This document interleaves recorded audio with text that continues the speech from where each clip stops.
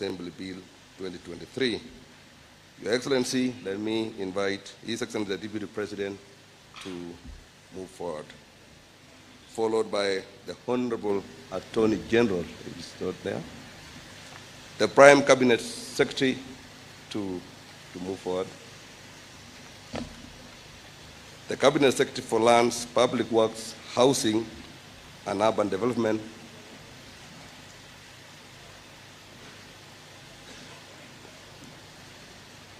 the Speaker of the National Assembly,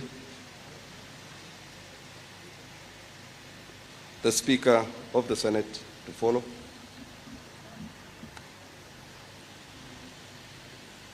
the Governor of Nairobi County,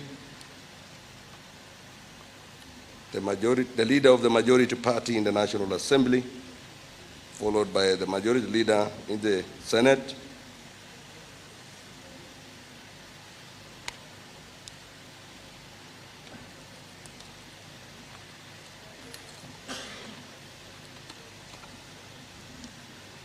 Your Excellency, sir, I now invite the Clerk of the National Assembly to convey the vellum copies of the bill for Your Excellency's presidential assent.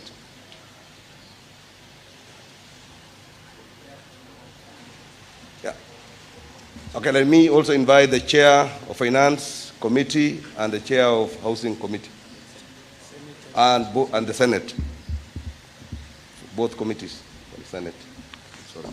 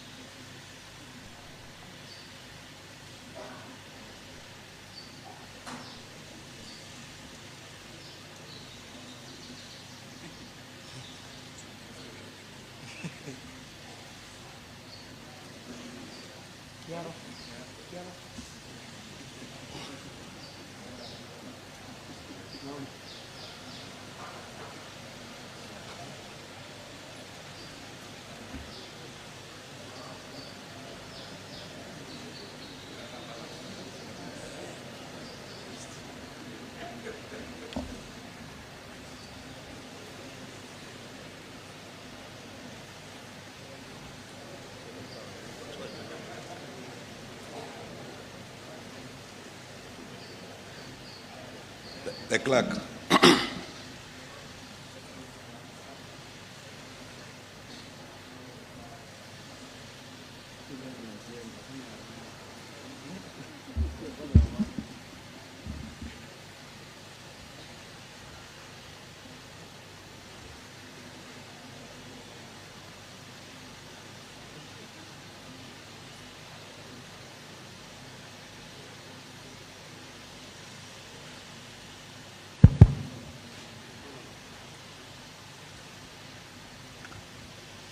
Your Excellency, I have the instructions, the consent of the Speakers of Houses of Parliament to place before you the vellum copies of the Affordable Housing Bill 2023. This bill, Your Excellency, was published on the 4th of December in the name of the member for Kikuyu and the Leader of Majority Party in the National Assembly. It was read the first time and referred to the Committees of Finance and Housing of the National Assembly, chaired by the member for Emuru Adikil and the member for Molo. The committees, Your Excellency, undertook public participation on the bills using the 4 options that are there in the standing orders by going throughout the country to undertake public participation in not less than 19 counties. And then thereafter, Your Excellency, the committees also engaged stakeholders and experts. The option of public participation by way of memoranda was stayed by courts for some time, but thereafter it was lifted. That's why the committees decided to take the option of going out of the country, going around the country, and engaging members of public in that manner. The result, Your Excellency, are amendments that informed the bill, largely coming from the members of public and the experts in the field. Then thereafter, Your Excellency, when the bill was considered a second reading, amendments were inserted, largely coming from the public. The bill was sent to the Senate. The Senate, Your Excellency, in the Senate, the bill was sponsored by the Senator for Kericho and the Senate Majority Leader, Your Excellency. The bill, Your Excellency, was referred to the Housing Committee, chaired by the Senator for Kiambu County. The Senate was able to look at the bill with the lens of our counties. Therefore, the Senate introduced amendments which were also accepted by the National Assembly. In a nutshell, Your Excellency, this bill provides a framework for implementation of the affordable housing program. It creates a board for purposes of administering the affordable housing programs. That board, Your Excellency, is mandated to undertake certain things in law. The bill also establishes 4 components of affordable housing, including the social housing unit, which is for persons who are earning less than 20,000 per month. The middle class, which is for persons who are earning between above 49,000, and the general affordable housing for persons who are earning between 20,000 and 149,000, Your Excellency. And finally, there's the rural housing, which is housing at places outside the urban areas, Your Excellency. The bill also has institution housing component, Your Excellency. This bill is also giving some tax reliefs, especially to the informal sector and to persons who subscribe to the affordable housing scheme. The rate remains at 15% for employee and 15% for the employer. Oh, sorry, 1.5, Your Excellency, 1.5%. 1.5%, Your Excellency, both for the employee and for the employer. Your Excellency, the bill identifies 8 agencies for purposes of implementing affordable housing, including the Ministry responsible for housing, the National Construction Authority, the NHC, as we know it today, our county governments, and private entities, as may be approved by the board. The bill has accountability mechanisms, which are anchored in it, because it requires the board to come up with annual and 5-year programs, which are to be presented to the cabinet, then to Parliament for consideration and approval. Your Excellency, the bill requires the board to prioritize affordable housing for slum areas, and also has mechanism to ensure that there is no multiple allocation of affordable housing. It has a criteria for how people qualify to be allocated. Finally, Your Excellency, the bill requires the board to ensure, as may be practical as possible, that materials for affordable housing are done using locally sourced materials. The labor is sourced from the local communities, particularly where the houses are being done. And finally, if houses are being done in places where there are TVETs or universities, that our students are given opportunities, Your Excellency, to intern there and also to do skilled and unskilled labor, Your Excellency. Thank you.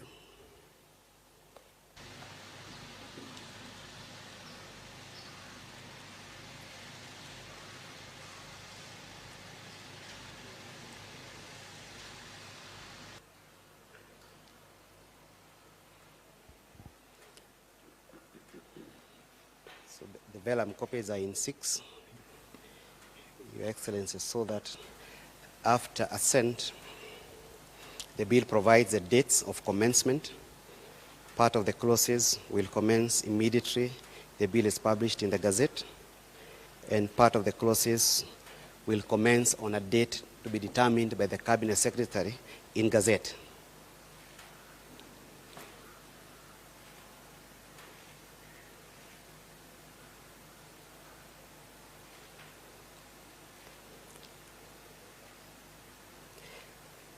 It is a long bill, Your Excellency, with 61 clauses.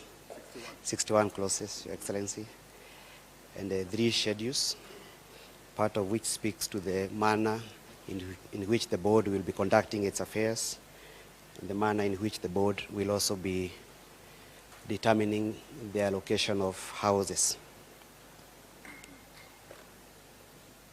It is envisaged, Your Excellency, that some regulations will also be promulgated by the Cabinet Secretary upon assent and commencement of this bill.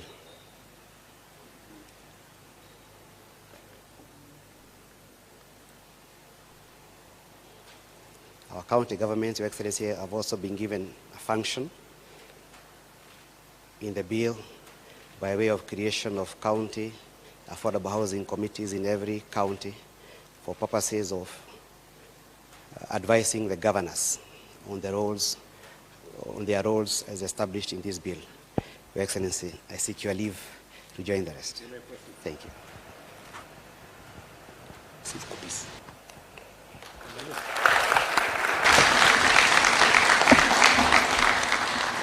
Your Excellency, permit me now to invite you to affix the public seal of the Republic of Kenya on the statute pursuant to Article 135 of the Constitution, which requires every presidential action to be under the hand and seal of the President. Permit me also to invite the 6 designated artisans to join His Excellency, the President, as he affixes the public seal.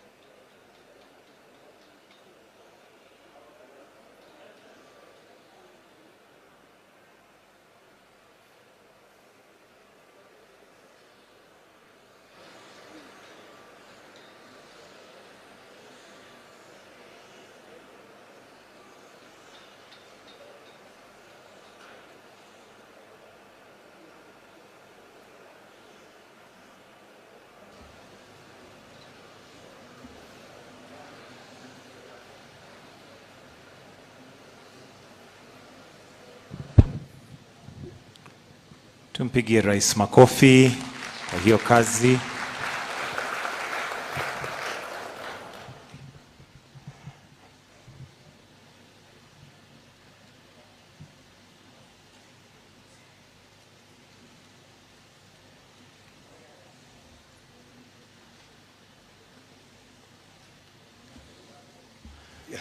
One more round of applause, please.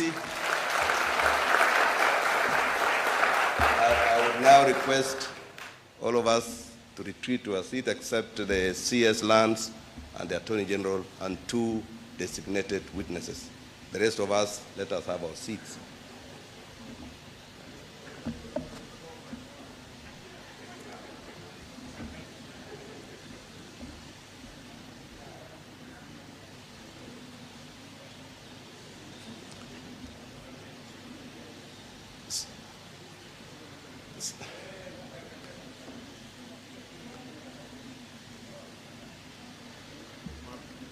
Your Excellency,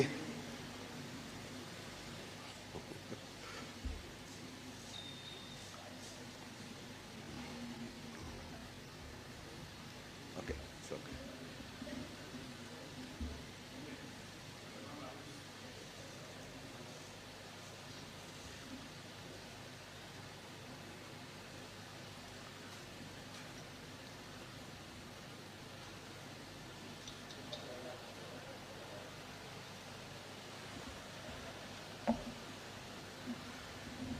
It's only His Excellency the President who will open the law. The others, let us close. Yeah, like that.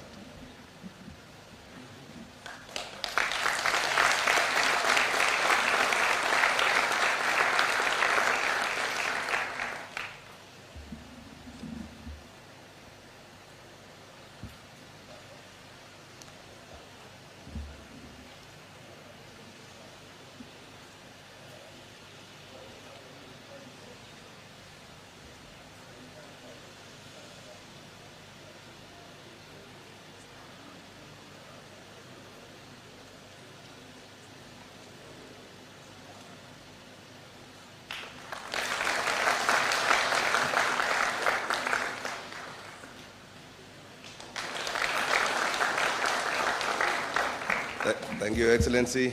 You can now retreat take your seat. Let me now invite the Cabinet Secretary for Lands, Public Works, Housing and Urban Development to progress the day's program. Welcome, Waziri.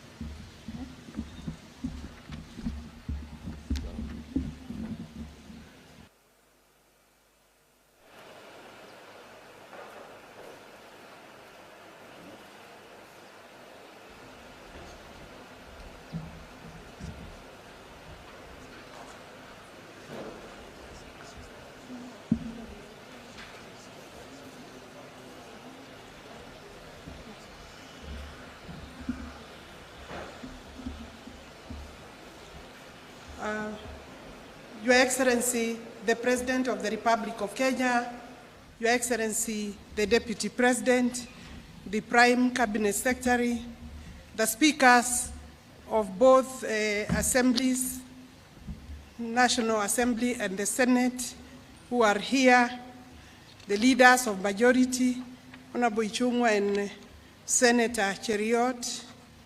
Your Excellency, the Attorney General is with us here. Very senior members of the executive, the chairs of the committees that have facilitated us, the Principal Secretary for Housing, Bwana, the Principal Secretary Lads, Principal Secretary Treasury, standing in for CS Treasury, and also on his own behalf, the Attorney General of the Republic of Kenya. All protocols observed, Your Excellency. Today we have a very unique ceremony here, Your Excellency. today, the 19th of March, 2024, is a very momentous day for us, a very major milestone achieved by the Ministry of Lands, Public Works, Housing and Urban Development, the State Department of Housing and Urban Development, Your Excellency, has received a lot of support from the National Assembly, from Treasury, and from other stakeholders. Your Excellency, allow me to recognize the role the House of Parliament has taken and made in this particular achievement. Your Excellency, the chairs, various chairs of the National Assembly, that is the Housing Committee led by Kimani Kuria, the Housing Committee, Finance Committee led by Honorable Kuria, the House Committee on Housing, Jonathan Ngeno. They took us through a very laborious exercise to explain this bill. Of course, Your Excellency, we have come a long way, starting from the Finance Act and various sections that were taken out by the judiciary. Your Excellency, since that day, we have not rested as a ministry. We formed a committee that received input and participation by the National Assembly and the Senate. Indeed, I want to recognize the clerk of the National Assembly, Samuel Njoroge. He contributed some of the key drafters of the National Assembly and also Senate. Your Excellency, Treasury gave us a member of the committee. I'm saying this because the participation of the various stakeholders, key stakeholders, have been critical, and it has given us a very good template of working going forward. I want to say that the Treasury also gave us a member in that committee, very able member. The Attorney General gave us one of his brilliant drafters, and then the Housing Department and Nixon Coril also gave us a technical person from the LADS. Your Excellency, in 5 days, we were able to come up with this bill. And I know, Your Excellency, that time, myself and Hinga, because of various state duties, we were working from outside the country, and I know that we gave you a bit of a headache because you could not understand how we have a serious exercise going on and we are outside the country, both of us. Your Excellency, but we have received the greatest support from yourself and your Deputy President and the Prime Cabinet Secretary in terms of leadership for us to be able to arrive at where we are. Your Excellency, when the court threw out the Finance Act, the journey for this bill started. We are there now where we are today, and for you to gather us here today for the assent, presidential assent of this bill, bring us to another chapter, the chapter of implementation. Your Excellency, I will not speak much. I'm going to be very brief on the 2 points that are critical. That, Your Excellency, when the Kenya Kwanza government took over, we found 8,872 units going on. Those units are in their, some of them are in their final stages, particularly those which are not technically giving us a headache. 8,872 units. I emphasize that because it's important. Currently, Your Excellency, we have 45,525 units under construction, Your Excellency, under your leadership. We have already advertised for contracting purposes and tendering 48,988 units, which we should be taking off by way of signing the contracts in the next 1 month, possibly 1 month, a further 48,000. That will bring us to a total of 103,385 housing units, both affordable, social, affordable, and market rate houses. Your Excellency, you have guided, including the sizes of these units. The designs that the people are seeing out there have received a lot of your contribution. You have visited, even without our knowledge, in many of these sites. Sometimes you have managed to, allow me, Your Excellency, to use the word sneaking, because you have even made sure that we do not know that you are visiting Kibera. The other day you visited Roiro, and I'm seeing through the social media that you are already at site. Your Excellency, my ministry is most grateful because of the leadership, the support, the critical input that you have made for us to succeed. Right now, Your Excellency, we have over 120,000 young men and women working in these sites. We anticipate, Your Excellency, that by the time the balance of 48,000 units is put in place, Your Excellency, we should be having close to 300,000 young men and women working at our sites. So by signing this bill, assenting to this bill today, Your Excellency, you have opened doors for low-income earners to start earning. Our minimum wage, Your Excellency, is 600 shillings for the casual workers, and the artisans and others are earning between 1,000 and 2,000 per day. Your Excellency, every site has several women working because we have taken care of the gender card. Your Excellency, with this project, we have also developed markets around the affordable housing. The ESP markets have been redesigned to cater for the extra population that have come. In every project, Your Excellency, we have to address the education infrastructure around the projects. That is to say, with this fund, Your Excellency, we have opened new doors, new opportunities, and new hope for Kenyans. And we are happy that, Your Excellency, notwithstanding the opposition, you have refused to give in to opposition, to negative approach against this bill.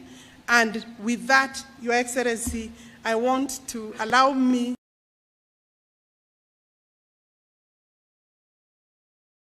to call the Prime Cabinet Secretary to say a few words before we can come here, and he will call His Excellency, the Deputy President. These are some of our greatest supporters, Your Excellency. We do this part first. Thank you. Thank you, Your Excellency. With your guidance, then, Your Excellency, I want to call you to stage. You will be moderated with your permission, Your Excellency. PS Hinga will moderate that session. I don't know, I cannot see him. Today he's allowed to sweat, Your Excellency, because this man has been on sites every day, in sites every day. I remember you asking me whether I have the right shoes, Your Excellency. We have climbed the trenches with Hinga and yourself and the other members, including the members of Parliament.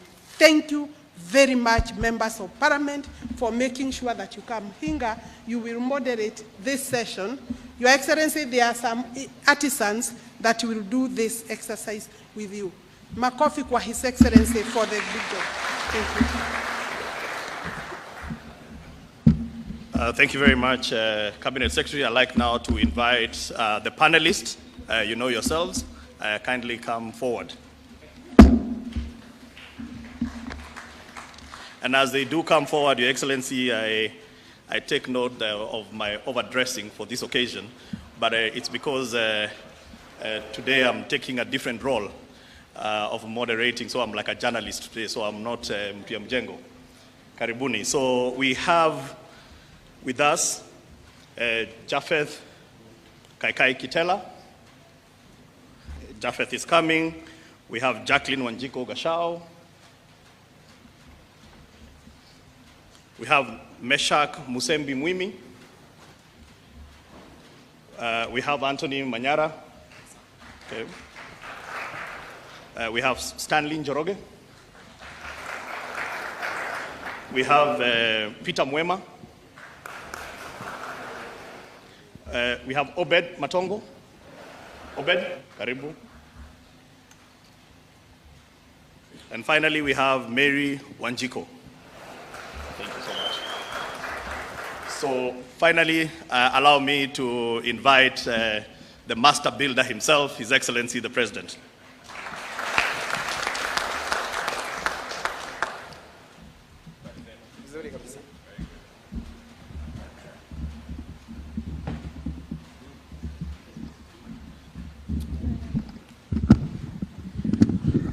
Thank you very much, Your Excellency. This is a conversation that you're going to have with the people that represent a constituent that is very close and dear to your heart. This program is not about brick and mortars. This program is about faces, people that only look up to you as their hope.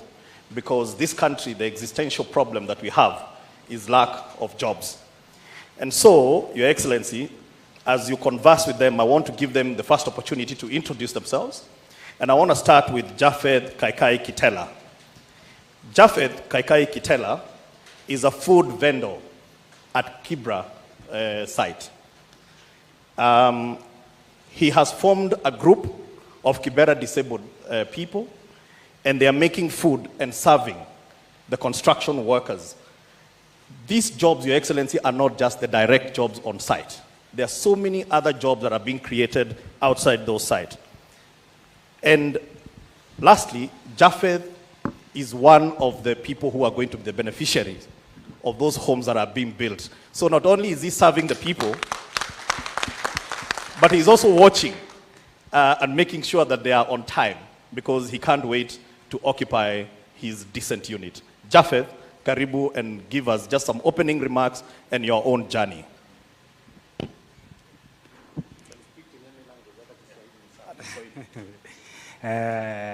Your Excellency, habari zenu? Mimi kwa majina naitwa Japheth Kaikai, natoka Lang'ata, Iris Ward, Soweto side. Kwenye kuna side kwenye kuna jengwa. Mimi tuliform a group of disability 2014. Then tulikuwa na we are 40 members. We subdivide the members for each group, for each team 10 members. Then wakati project ilikuja tukapeana 10 a group of 10 kwa side, wale watakuwa na deliver, wanapeana chakula pale, wana sell the food. Then kuna group zingine pia, kuna ingine na manage a toilet, kuna ingine pia tulisaidiwa na Safaricom Foundation tukapewa sewing machine. So katika hii project tuna benefit through the selling of food, of which kila group inaleta report quarterly. So we are expecting by the end of this month the report kutoka kwa hiyo group ya chakula. Yes. Labda Japheth, unaweza tueleza kwa sasa hivi mahali unaishi, the conditions that you're living in, and what is this hope that you una hold on to ili hizi nyumba zijengwe kwa haraka? Kwanza President, eko kwako, sababu mimi nikiamuka huwa naona the side drive, then nasema President wetu abarikiwe sana, sababu sisi wakati tunaishi pale kwa nyumba za mabati, wakati unasongesha kitanda ikiguza mabati, unasikia mwenzako pale side hiyo ingine anageuka kidogo, anakuambia I'm still on. So unamaanisha ya kwamba there is no privacy. Sawa sawa. So it means hii project itatusaidia sana sisi walemavu. Sababu gani? Pale unapata tukio kwa mabati, there is no way unapata mtu anaweka wheelchair yake kwa nyumba. Lazima aweche kwa barabara ndio aingie kwa vichochoro.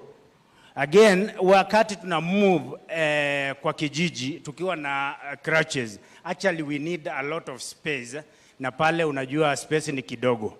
So actually we accommodate the project. Tulifurahia sana wakati hiyo bili ilipitishwa kama sisi walemavu, sababu tutakuwa na parking zetu pale. In my group, we have around 20 members who are beneficiary on this project. So sisi kama walemavu tunafurahia sana sababu ya hii project. Thank you. Asante sana, Your Excellency. Now I'd like to invite you to just have a conversation with Japheth. Yes. Asante sana Bwana Japheth. Yeah. So umesema wanachama wako kama 20 wanajipanga kupata nyumba pale. The beneficiaries. Mumeanza kusave, mumeingia kwa boma yangu ama mnajipanga kwa njia gani? Kwa sababu mnajua lazima mjengo inaendelea kujengwa, sio? Yeah. Na makadirio yetu ni kwamba katikati ya mwaka ujao hizo nyumba zitakuwa tayari. Yes. Kama sio mapema. Yeah. Nyinyi mmejipanga vipi? Are you registered kwa boma yangu? Mumeanza kusave pesa? Yeah. Kwa sababu mtahitaji deposit kidogo ndio muweze kulipia ile manyumba ingine baadaye. Kama mimi personally nimeregister na cooperative, at least naendelea na kusave, but kuna other members they are still registered. Yeah, kwa hivyo tunajipanga, tunajua vile muda inaenda, tunaendelea na kusave, at least hata si tufurahie kama wengine. Yes. So hapa kwa chakula. Yeah. Mnalipwa baada ya siku ngapi? Mnalipwa kila siku ama mnalipwa baada ya muda? Tunalipwa after 2 weeks. Tuna deliver the services, then after 2 weeks tunalipwa. Yes. Bado kuna mtu wako na deni yenu sasa kule? Najua sisi kama wa Kenya ni lazima pia kukue na baadhi yetu wako na madeni. So sitaki kuingilia sana ujuzi wetu, lakini kuna baadhi wako na deni, lakini najua watasort out. Sababu sisi ni walemavu, najua ni mbaya sana mtu kukimbia na pesa yetu. So una imani watalipa? Yes, niko na imani sana. Bas, wale wenye mko na madeni mnatusikiza, tafadhali muweze kulipa madeni yenu. Kakai na wenzake hawataki maneno, hawataki matata. Ni kweli. So asante sana. Thank you so much. Asante sana, Japheth. We'll come back to you. Your Excellency, the second person that you're going to have an interaction with is Jacqueline Wanjiko Gashao. Jacqueline Wanjiko Gashao is an electrician at our Roiro site. Your Excellency, she has been an electrician for a while, but one of the biggest challenges that you are also addressing is what we call recognition of prior learning. She's been an electrician through practice, but she has not been recognized anywhere. So when opportunities come up anywhere, she cannot be able to put her name because of she lacks certification. But Jacqueline now has been certified on-site by NITA on grade 2 and hoping for better. Jacqueline, tell us your story. Okay, my name is Jacqueline Wanjiku Gachao and I'm currently working at Ruto Affordable Housing. Yeah, I started working there last year, July. That is where I got an opportunity after struggled sana na kufind job. Hapo awali, wengine wanani doubt maybe because I'm a woman, but wakati nilienda pale, I was given an opportunity by our foreman, anaitwa Musa. That's the man that gave me the opportunity. That's the guy. Akanipea chance niweze kujiprove as a woman. Na ni ukweli nilijiprove, nikawork na nikaweza kuwa the person that I wanted to be in future. Yes, na pia amepea wanawake wengi sana pale opportunity pia wajiprove. Yeah. Okay, you can continue. Sasa ule pale Ruiru, nimewahi kutembea Ruiru nafikiri mara mbili. Yeah. Si ndio? Yeah. And you guys are doing a wonderful job. Thank you. I was amazed. You know, wakati nilikuja Ruiru early last year, kuianzisha hiyo mjengo, ilikuwa ni mahali tu plain. Lakini juzi nimerudi pale baada ya miezi 6, nimekuta mjengo 11 stories. Yeah. You know? Yeah. Na so pale kwa site electrician, right? Yeah. Electricians muko kama watu wangapi? Tuko 90. 90 electricians. Yeah. Pale kwa site. Yeah. Na nimesikia jambo la recognition of prior learning. Yeah. Kwa sababu tulikuwa tumekubaliana kama serikali ya kwamba kuna watu wengi kupitia kwa kufanya kazi wamepata ujuzi. Yes. Ama wamepata skill. Yeah. Either ya plumbing, ya electrician, ya painting, Yeah. ya useremala ama carpentry, lakini kwa sababu hawajaenda formal kwa shule, Yeah. hawana anything to show. Yani hawana certificate yoyote. Yeah. Sijui kama umepata usaidizi wowote kupitia hiyo program yetu ya TVET ya recognition of prior learning. Have you engaged them? Did you try and see how you can be recognized because you have a skill? First of all, I would like to say thank you. Juu ilinifurahisha sana. Yes, nimereceive usaidizi, nimepata certificate. I'm waiting for the certificate, niko na your result slip. Nimekuwa recognized sasa. Watu wa NITA walini assess. So watu wa NITA walikuja wakakuassess? Yeah. Is there anybody from NITA here?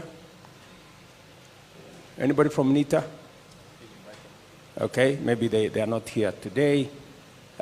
They should have explained to us how many artisans have been recognized in this program.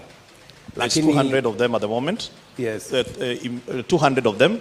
And some of them, I think His Excellency, the Deputy President, will be presiding over their graduation. So they have the result slips, and they are part of the team that will be graduating. Very good. So, kwa pale kwa site ya Ruiru, do you know any other person who has been assessed by NITA? Kama unajua watu wengine ama ni wewe peke yako? Najua ni wengi, juu walipea opportunities watu wengi sana, watu wote wenye walikuwa wanataka certificates wakawa assess. It was an open opportunity for everyone. Yeah. Kabla ya site yetu ya Ruiru, ulikuwa umewahi kufanya kazi mahali pengine? What opportunities did you have in the past? Okay, previously I was working naenda kufanya hizi nyumba ndogo ndogo kazi, na sometimes hazipatikani kila saa, kila wakati. So most of the time nilikuwa home na shanga nitafanya nini, sina usaidizi naweza saidia mtoto wangu. Yani nilikuwa tu nateseka. But thank to the affordable housing, wamenipea that opportunity and I'm working now.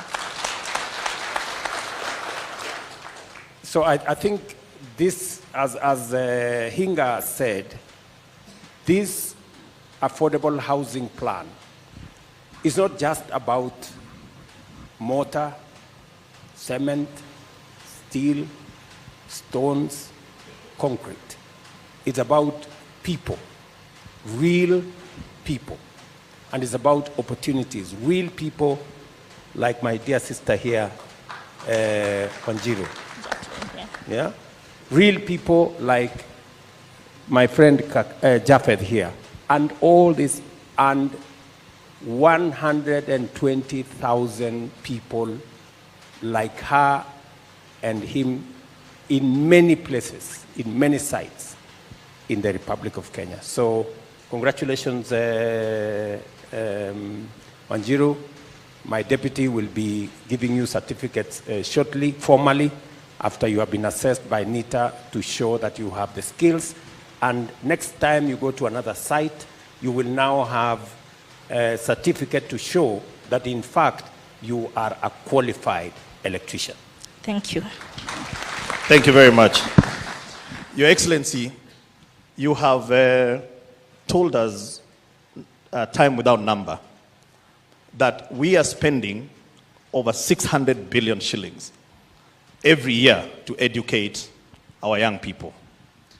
And that the challenge that has been there is that once they finish their education, there was no plan on what they're going to do with their lives. Representing the young people here, I have Meshak Musembi Mumi. Meshak is a plumber at our Kibra site.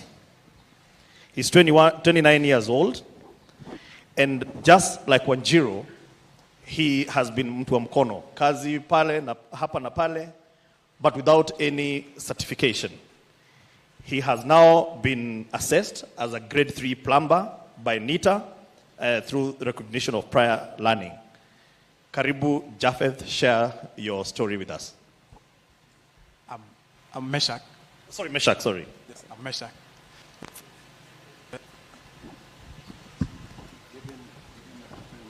Thank you, Your Excellency.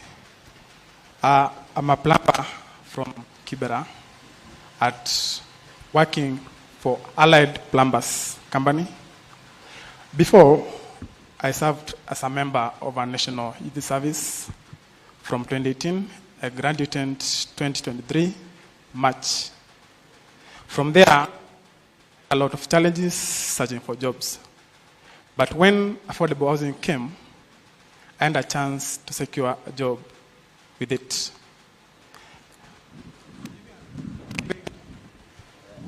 Giving example, giving out this example of mine, there are a lot of youths vijana pale mtaani wanasava kutafuta job. Na wakati hii affordable housing ilikuja, ilisaidia baadhi yetu. Huwezi pata kijana ametoka mtaa, ameenda kukaa hivyo bure, lakini saa ile wakati pale site akona chance ya kufanya job. For me, I can say that it's a chance that made me to be who I am. I'm a recognized plumber. When NITA came in, they did the assessment and I was assessed. They have called us recently telling us that there will be graduation this coming Friday, whereby we are supposed to go and get our certificates. Before, I went to Eldoret National Polytechnic, where I did craft certificate in plumbing. So when NITA came in, they did an advantage to me. Yes. Thank you very much, Meshak. So, unafanya kazi pale Kibra? Yes, I'm at Kibra. Nilikuwa pale juzi. Yes. Na naona mumesukuma kusukuma. Kabisa. Yeah? Yeah. Hiyo site yenu mko plumbers wengi, kuna carpenters, ndio, kuna electricians, yes, kuna masons, yes, pale. Still fixers. Na kila mtu yeah. Na steel fixers Yes. Ama umesema? Yes, steel fixers. Wako pale. Kabisa. So nakuuliza Meshak. Yes, sir. Kwa sababu program hii ya affordable housing pia inakupatia nafasi ya ajira, lakini vile vile unajua pale tunajenga social houses. Sijui kama umepata kuelezwa hiyo social houses na vile unaweza wewe kama plumber ukasave pesa, hiyo nyumba ikiwa tayari wewe pia unaweza kununua. Uko na hiyo habari? Yes, iko. Yeah. Are you doing something about it? Yes, we're planning and we have started doing it as the plumbers on site already. Yes. Yeah.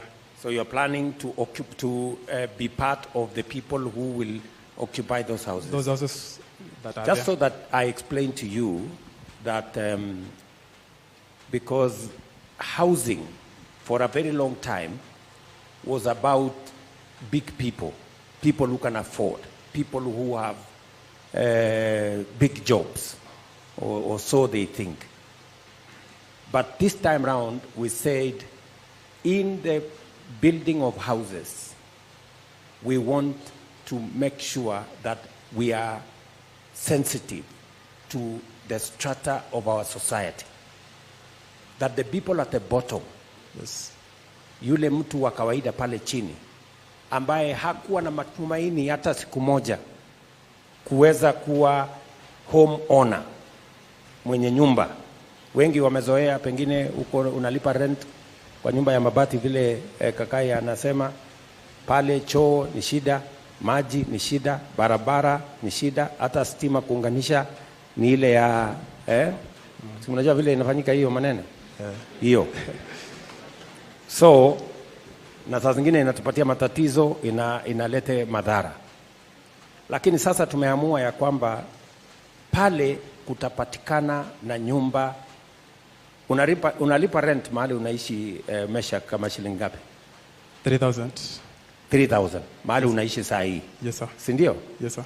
Sasa kwa hii mpango itawezekana hiyo 3,000 unalipa rent kwa nyumba ya mtu, utalipa 3,000 lakini itakuwa nyumba ambayo ni yako. That is the difference we are making. Yes sir. Tunaelewana? Unaelewa hivyo?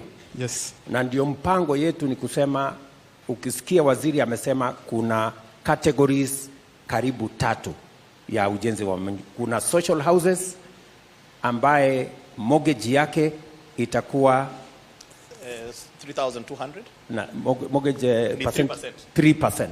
Mortgage yake ni 3%, na tunatumia hii fund kusubsidize ndio mortgage yako ikuje 3%.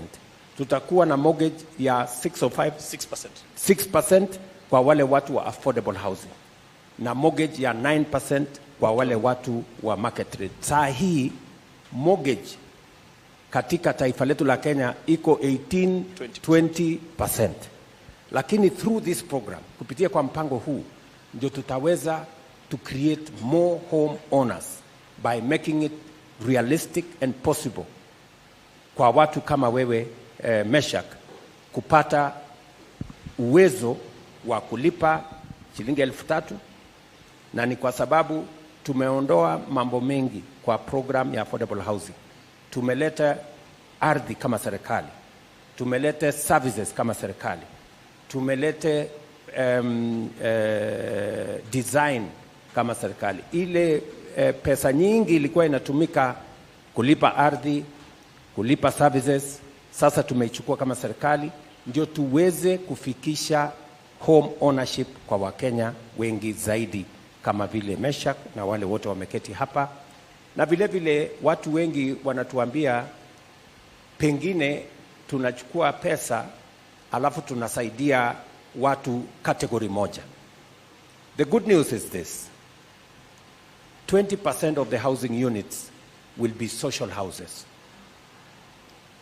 50% will be affordable houses. That means the people who are who earn 20,000 and above, they will have a 50% chance to own houses in our affordable housing program. And 30% will be the people in the middle class or the people further up the ladder. So in this affordable housing program, there is a chance for every Kenyan. Those who want bigger houses will have an opportunity to get it. Those who want affordable houses will have an opportunity to get it. And those who want social houses will have an opportunity to get it. Many people have been asking us, what happened to your mama mboga? What happened to your boda boda? I want to tell them, our boda boda and our mama mboga are family in our equation. This program will make it possible for a mama mboga who today pays rent at 3,000 to pay 3,000 and own a home in Kenya.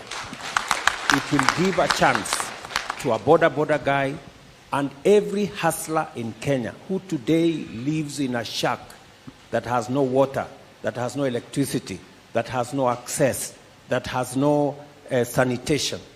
It's going to dignify their lives, and they too, like the rest of society, can own a home.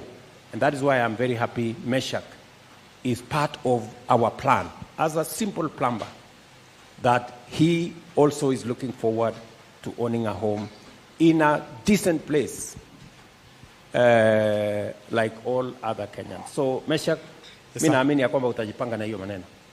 Tuko sawa. Kabisa eh? Tuko imara. Usini let down please. Hatuwezi. Hatuwezi. Wewe pesa usichukue yote una save. Kila siku kwa hiyo 1,000 unalipwa nafikiri 1,000 na kitu. Hapo. Kwa hiyo 1,000 unalipwa, chukua 100 weka kwa boma yangu. Ndio. Pale mbele nitakusote. Asante. Sawa. Asante. Very good. Thank you. Thank you very much, Your Excellency. The Holy Scriptures, Your Excellency, says that when I was hungry and I came to you, you did not give me something to eat. And the person in the parable asked, but Lord, I didn't see you. Obed Matongo is a construction worker at our Mukuru site. He does work at the scaffolding. Obed, wataongea Swahili. Obed anajua kulala njaa ni nini, Your Excellency. This program, not only has it dignified him and able to provide for his family, but now he's looking forward kuwa kumiliki hiyo nyumba. I believe this commanded a very big blessing. Obed, tuambie venye hii mambo inaendelea huko Mukuru. Bwana asifiwe. Bwana asifiwe tena. Niko na furaha sana kukuja hapa State House sababu rais wetu ametualika na niko na furaha sana. Ninasikianga hii. Sasa naomba rais wetu, mimi naona wewe ni mtu wa kuchali wale wako chini, una matarau. Sababu kama umetualika sisi watu wadogo mpaka tumekuja hapa, mbona tusirutisha shukrani tafadhali? Mpaka nimeona Getasi sijawahi muona, naona Vice President Mutavati Mheshimiwa. Sasa si niko na furaha, si nitarudisha shukrani kwa Mheshimiwa wetu rais kwa kutuleta hapa. Niko na furaha sana. Hata uendelee. Sasa kitu ile iko nasema watu wa Mukuru wanarutisha mzuri sana. Wanasema kazi iendelee.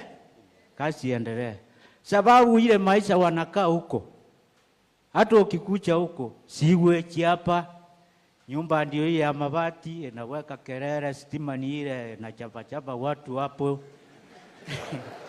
Sasa mimi naona hii agenda yako ya manyumba wakati ulianza hivi watu walifuraha sana. Kama mimi mtu wa kuweka ngazi hiyo ya kujenga, mimi imenisaidia. Ile kazi nilikuwa nafanya ni kazi ya kuuza mboga. Wakati ulianza hivi na ukatangaza hiyo kazi itaanza, mimi nilienda nikauliza kazi. Mheshimiwa Rais, nilipewa na nilikuwa najiuliza watoto wangu watasoma kweli? Saa hii hata hii pesa kidogo na save na nalipa school fees kidogo. Na ingine chakula, hata maisha ilikuwa ngumu, lakini wakati hii tulianza kufanya hiyo kazi, at least unge ilikuwa 220. Saa hii imesuka. Hata nimeshangaa. Mimi naweza kununua saa hii najiuliza, naweza kununua unga kwa ni 50. Nasema rais wetu aendelee kazi. Na apewe time aendelee kazi kabisa. Tunaona ukiongeza hii miaka ingine vitu itaendelea mzuri. Na tunakuombea. Sasa Obed. Yes. Pale we ni mkaaji wa Mukuru, ni kweli? Mukuru kwa Ruben. So unatembea Mukuru, unakuja hapo kwa mahali ya mjengo. Umefanya kazi hapo kwa mjengo kama miezi ngapi? Mimi nimeanza last year mwezi wa 6. From last year mwezi wa 6. Umewahi kupata kazi ya kuendelea kwa miezi sasa karibu miezi 7? Si sasa karibu miezi 7 umefanya? Na hata wakati ulikuja pale mimi tuliongea na wewe. Ukasema nataka hiyo uwanje furike.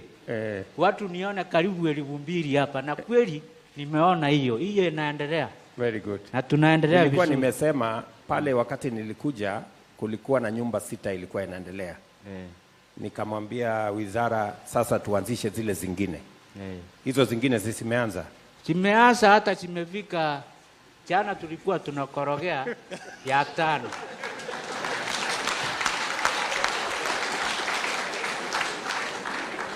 Zile zingine zimeanza. So na watu wa kufanya kazi pale wameongezeka. Wameongezeka, wako wengi. So, hata ukikucha huko hiyo uwanja imefurika, imejaa watu, na tunaomba tu hiyo kazi iendelee na ufungue kazi nyingine. Sasa mimi naovia vile nasomesha mtoto anaenda kufanya medical tayari, na naona hii pesa, niko na watoto wawili, mmoja ako naenda form 1 amejoin, na huyu anaenda sasa, ameitwa hapa Kenyatta kwa medical. Sasa sasa anaenda kujoin, hajaitwa lakini ataitwa. So naomba hiyo pesa ikiunganishwa kidogo, na mimi naomba nipigwe cheki kidogo. Itaendelea, nitashukuru.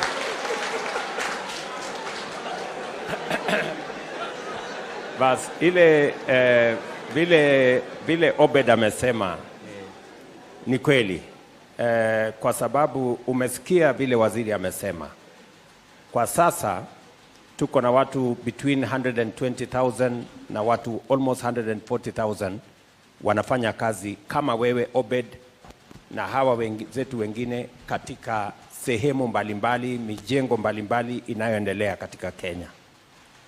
Ile mimi nasikia wewe Obed ukisema ni kwamba tupanue ndio watu wengi zaidi wapate nafasi ya ajira. Ni kweli hivyo? Ndio. Na ndio umesikia waziri akisema tuko katika kukamilisha projects zingine ambazo zitatupatia nyumba 48,000 kufikia mwezi ujao. In the next 1 month tutakuwa award 48,000 units zingine. Sasa tutakuwa na manyumba 100,000 ambayo itakuwa inajengwa katika taifa letu la Kenya in the next 1 month. Na tukiongeza hizo manyumba pia tunaongeza wale wanafanya kazi pale. Tunaongeza wale wanafanya kazi kwa site, plumbers, electricians, watu wa kuweka ngazi kama wewe, electricians kama Wanjiru hapa, watu wa kuuza chakula kama Jafeth wataongezeka, watu wa kufanya kazi katika factory ya simiti wataongezeka, watu wanaofanya kazi katika factory ya chuma wanaongezeka, transporters wataongezeka, watu wa kutusaidia kujenga milango kama hii, kama my brother hapa, na madirisha kama hii wataongezeka, na biashara itaongezeka kwa wafanyabiashara wetu wa kuuza bidhaa mbalimbali katika taifa letu la Kenya. So nakubaliana na wewe ya kwamba hii kazi tuongeze, tupanue, watu wengi wapate kazi. Si ni kweli? Na nia yetu Jafeth ni kwamba in the next 1 or 2 months watu ambao watakuwa wanafanya kazi ni kama watu 1,300 watakuwa wanafanya kazi hiyo unafanya na wengine wanafanya. Na mpango yetu ni kuongeza mpaka tufikie watu 500,000 vijana, 500,000 Kenya by the end of this year. Kabla ya mwisho wa mwaka huu tutakuwa na vijana karibu 500,000 wanaofanya kazi katika sehemu hii. Na ni vizuri umesema vile umesema, ndio watu ambao wale ambao wanatoa pesa zao kupitia kwa program hii wajue pesa yao inachangia katika kubadilisha taifa letu la Kenya. Na inachangia pia kwamba wale walio na kazi leo wajue ya kwamba kupitia kwa fund hii na mchango wao kwa fund hii, watu wengine wengi pia vile wao wako na kazi, hata na Obed na wengine pia na wao wanapata nafasi ya ajira, kulipa school fees vile umesema kwa watoto wao, kujisimamia na kuweza kwenda mbele. Tunaelewana Obed? Mimi nataka nikuulize. Wewe ungependa mbali na kupanua hii kazi, ungependa nifanye jambo gani zaidi ndio hii program uone kama inaendelea zaidi? Sasa nilikuwa nasema watu wengi huko kwa kijiji hawachachua vile hiyo nyumba inalipwa. Sasa ningependa wachulizwe, akitaka kulipa kama ni 100 yake, ile namba ataweka ndio ingie, watu wengi warejeshe. Ndio sasa hiyo maneno isukumwe mbele. Sasa Bwana Hinga, mimi nataka ueleze Obed. Na wale wengine wanatusikiza, wanataka kujua hii nyumba ya 3,000 na ingine ya kulipwa 5,000 ya ingine kulipwa 10,000. Mtu anajisajili namna gani na atajipanga namna gani ili aweze kuwa moja wapo wa beneficiaries wa hizo affordable housing? Asante sana mtukufu Rais. Watu kama Obed na wengine ambao wanataka kumiliki hizi nyumba, njia ya kwanza ni ujisajili, uende kwenye mtandao, ubonyeze kwenye simu *832#. Naona umevaa jacket ya boma yangu, itakupeleka kwenye mtandao wa boma yangu. Ukifika pale utaenda kwa simu, ubonyeze *832#. Simeshika hiyo? Ndio. Haya. Baada ya hapo utajiandikisha, alafu utalipa minimum shilingi 200. Ukishalipa shilingi 200, na Your Excellency nilikosea kwa sababu siku update. Part of this lawmaking is public participation. And public participation is not an exercise of ticking the box. One of the things that my committee went through was this issue of the deposit. Many Kenyans, everywhere they went, they said they like the program, but they can't afford the deposit. So both houses agreed with them, and so there is no more deposit that one is required to make. So sasa ni lazima uwe ni first come first serve. Kwa hivyo ujiandikishe, uweke hiyo shilingi 200 peke yake, alafu uchague mahali unataka kuishi. So kulipa sasa kila mwezi, kwa sababu hakuna ile requirement ilikuwa ya deposit. Ukilipa every month kusave, itakusaidia wakati utapata nyumba, malipo yako itakuwa hata chini ya hiyo 3,000 ambayo utapata pale Mukuru. Kwa sababu vile tunataka kufanya, Your Excellency, ile shamba ni ekari 55. Tutajenga takriban nyumba 15,000 pale. So what we want to do is to move the people systematically in Mukuru. Tunawaondoa, wanaingia kwenye hizi nyumba mpya, then we redevelop the slum in Mukuru. And that's how we are going to turn that slum into a place where people can live. Asante sana. So umeelewa Obed kwamba na ni vizuri tueleze Wakenya wale wengine wote, and maybe it is an opportunity for me to ask either the chair or a member of the committee to speak to the issue of the deposit. What was your feel? What did the people say? Maybe one of you. Your Excellency, asante. Number one, on the issue of deposit, tuliposunguka during the public participation, most of the people who attended those meetings were of the opinion that we reduce or we studied case by case. So that, because when we talked about the 10%, kuna wengi sana ambao hawaafodi hiyo. Labda watu kama wajua kali na wale ambao wanapata mshahara ndogo ndogo wakasema sisi tukiulizwa 10% itakuwa ngumu kwetu tupate. So we agreed with them that we will look at it case by case. Kama wale ambao wako na mshahara mzuri wanaweza deposit 10%. Wale wako na kidogo hapo 5%. Wale hawana, we also agreed that waongee na wale ambao watakuwa wanauzia so that we don't lock out the potential buyers. That is actually what we agreed, Your Excellency. Thank you. Thank you. Yes, Chair of Finance.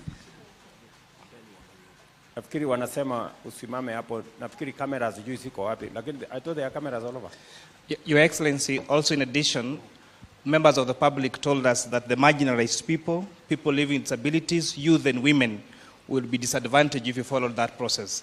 And so we incorporated a section of the bill now law that gave preference to women, youth and persons living with disabilities. Juu ya hayo, Your Excellency, Kenyans were worried ya kwamba wabwanyenye wataweza kununua hiyo nyumba zote wakuwe zao alafu waweze kuziuza back into the market kwa bei ambayo iko juu kwa sababu iko affordable. Na kwa hivyo tukaongezea kipengele kingine ya kusema 1 KRA pin, 1 house. Kwa hivyo utaweza kuchukua zaidi ya nyumba moja. Na juu ya hayo, pia Senate wakamake amendment ambao tulikubaliana nayo kama National Assembly ya kwamba hautaweza kuuza hiyo nyumba even after buying it. So that this prevents people, wale ambao wanaweza enda kwa kijiji wachukue watu wa bodaboda na wengine wachukue pin certificate zao, wanunue nyumba alafu waweze kutransfer back to themselves. Thank you, Your Excellency. Okay. So nafikiri tumeanza sasa kunyorosha maneno na mimi nataka nishukuru bunge. Hold on Karongo. Tumeanza kunyorosha maneno na ni vizuri and hata vile mahakama walisema turudie hii maneno walifanya vizuri. Kwa sababu walituambia turudi tupige msasa hii sheria vizuri. Sasa hiyo sheria tumeinyorosha kabisa. Na hata imetusaidia. Kuna watu walikuwa wamewachwa nje. Hawakuwa wanalipa hii sasa pesa imeongezeka zaidi. So tunashukuru mahakama wametusaidia kutuongezea pesa ya affordable housing. Na vile hawa viongozi wamesema kutoka bunge, ile public participation, vile PS amesema, public participation is not a sterile provision in the Constitution. It is a meaningful insertion to bring the views, the understanding, the ideas, and the suggestions of people, Kenyans, to speak life and to breathe into legislation, regulation, policy, and other government programs in a very substantive and meaningful way. And when the public said that the 10% deposit was high, I'm very happy that the Senate has considered, and now we are going to find a way around it that is not going to be a mandatory requirement for anybody to have a deposit of 10%, and it will be assessed on a case by case, and that is what the board, which is going to be to provide policy direction to the management of this program, is going to do. So congratulations, members, and also to the public for bringing their views to bear on this piece of legislation. Karungu, maybe you can finally say something as the chair of housing in Senate. Thank you very much, Your Excellency. At the Senate, we listened to the public, na walikuja wakasema kuna wale hawataki kuishi town. Wanataka warudi mashambani ndio wakalime. Wako na ardhi, wako na title. Wakaomba serikali badala kuwajengea town, inaweza kuja pale mashinani, iwajengee kanyumba mzuri pale na walipe polepole. Tukakubalia hiyo na iko katika sheria. Tuka-introduce kitu inaitwa Rural Affordable Housing. Watalipa kupitia mortgage scheme na kila mtu atapata nyumba yake, ndio pia watu wote wasikuje town, hata wakulima wabaki wakiwa na nyumba mzuri. Asante sana Rais. Thank you very much. Let's proceed. Your Excellency, thank you very much. A lot of people saw me sweating here in State House when we were making this bill last year. But I'm not alone in this journey. There are some people that have real scars. Stanley Njoroge is the chairman of the Settlement Executive Committee in Kibra. He's also working on site, and he's one of the people that are waiting eagerly to own their home. When this process was stopped, Stanley mobilized his workers, and they came to Toi Toi outside the High Court. Stanley was arrested, and akaniambia, he has some scar to show for this program. So there are people who have real stories, Your Excellency, besides myself. Stanley, tuambie your journey. Your Excellency, nashukuru sana. Kwa majina ni Stanley, the chair wa settlement venye umeambiwa. Na mimi mwenyewe, mimi ndio the real person mwenye naweza sema nimefeel kitu yenye imechange mtaa yetu. It is so shameful mimi kuangalia mzee akipinga kitu yenye inaweza saidia mama pale chini, inasaidia watoto pale chini na maisha yetu haswa. Mimi hapo awali na bado hata sasa tunaendelea na hiki kitu ni venye bado nyumba zetu hazijaisha. Tumeishi maisha ya kuteseka. Kila saa tu ukisikia wiu si ambulance, ni zimamoto. Imekaa kutuzimia moto, tumechomekewa. Unarudi scratch zero. Mvua ikinyesha tunashukuru sana. Tena inarudi na kuwa ndio kutubeba mafuriko kutuingiza Nairobi Dam. Tukirudi tena tukimaliza hivyo, nakwambia Your Excellency kwetu mtaa as we are speaking now. Hakuna mtoto wa miaka 10 unaweza mfundisha kuhusu sex. Anaijua. Na ameijulia wapi? Mtaa hapo ndani. Hiyo ndio bedroom, ndio sitting, ndio kitchen, ndio room ya watoto kuchezea. Kwa sababu mtaa utasema kuna corridor ama kuna kiwanja ya kuchezea. Mtachezea kwa nyumba ama mchezea kwa corridor ka nje. Cha mama, cha baba inafanyiwa hapo. You find that hakuna decency kwa Islam juu ya hizo environment. Ukipata example kama venye nyumba zilikuja, si kwetu tulilan na the phase A ya project. Tukaona kweli hao watu wanaishi nyumba mzuri, maisha mazuri. Tulipokuja kuanziwa yetu, hapo ndio vikwazo zilikuja. Ikakuwa, hatuwezi jenga, hakuna nini. Ikakuwa nikajiuliza, kwani mtoto wa maskini wakati anaenda kuinuliwa ndio hao matajiri wao inawauma ama inakuanga ni nini? Kwa sababu zao zikipita hazinanga vikwazo.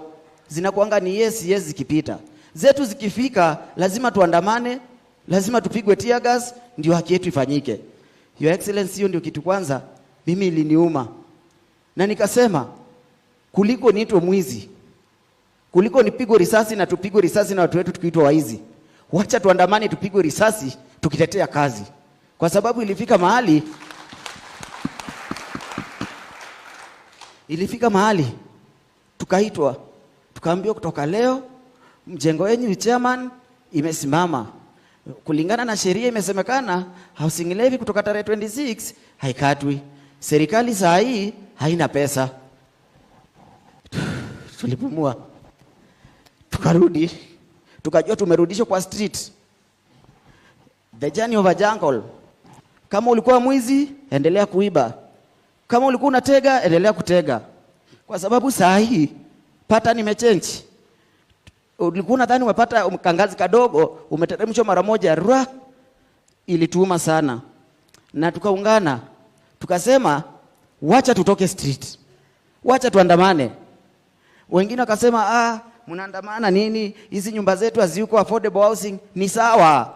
But all in all, sisi kwa mind tulikuwa tumeambiwa na tunajua the 30% ya housing levy itakuja kusupport hizi slum upgrading, ndio zenye saizi zimechenjwa zinaitwa social housing kwetu. Kwa hivyo sisi tulikuwa tunajua plani yetu, si ati tumetengwa. Tumewekewa mpaka percentage yetu ya kutuinua. Tulipoenda street, Your Excellency, tulikutana na video. Tumekuja mzuri, peaceful. Tumefika pale kwa mahakama.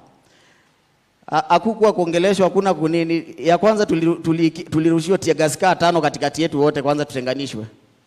Ya pili ilikuwa ni kila mtu mnagrabiwa mkichukuliwa. Wengine walikuwa wachukuliwa Status Road wakiingia na Serena pale. Kwa sababu ni mbio kutoka hapa ile unakimbia mpaka huku, lakini tunafuatwa mpaka na nduthi za askari. Ndio wengi walishikwa. Nashukuru sana ofisi ya PS na housing venye walifanya. Hatukulala ndani.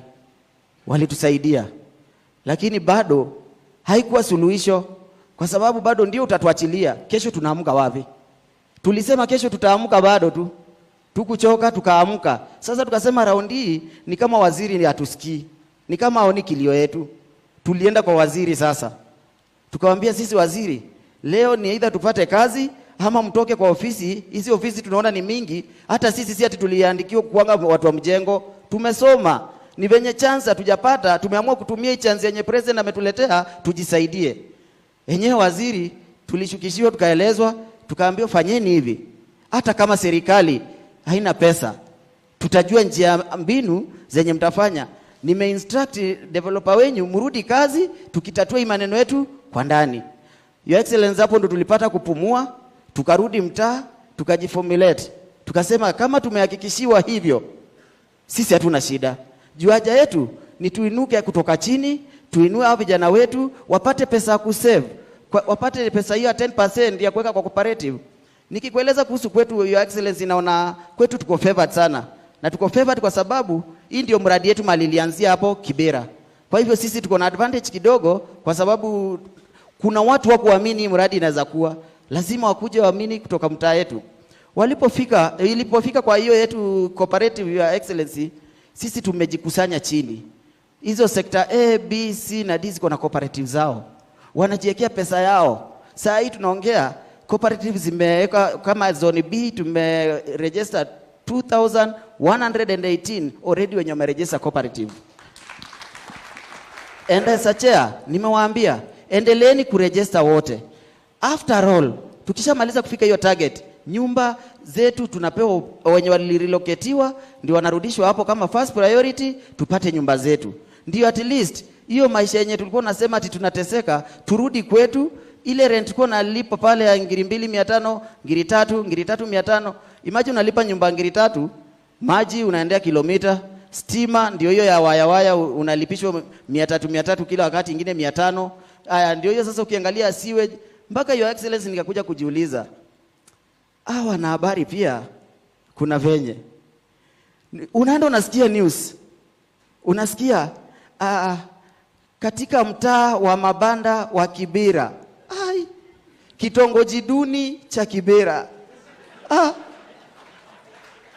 Your Excellency, tafadhalini, tulisema hata si tunataka kubadilishiwa majina. Si mtaa wa mabanda wa Kibera, kitongoji duni, maji taka. Na imagine ukiambiwa maji taka, ndio yenyewe siweji zote za Kibera zinakuja kumalizia hapa Kibera chini kwa Nairobi Dam. So tukiitwa maji taka, tunaona ni kama tumetenganishwa class. Tukiambiwa kitongoji duni, tunaona yenyewe sisi ni wale wenye tumefinyiliwa, hatuna kitu.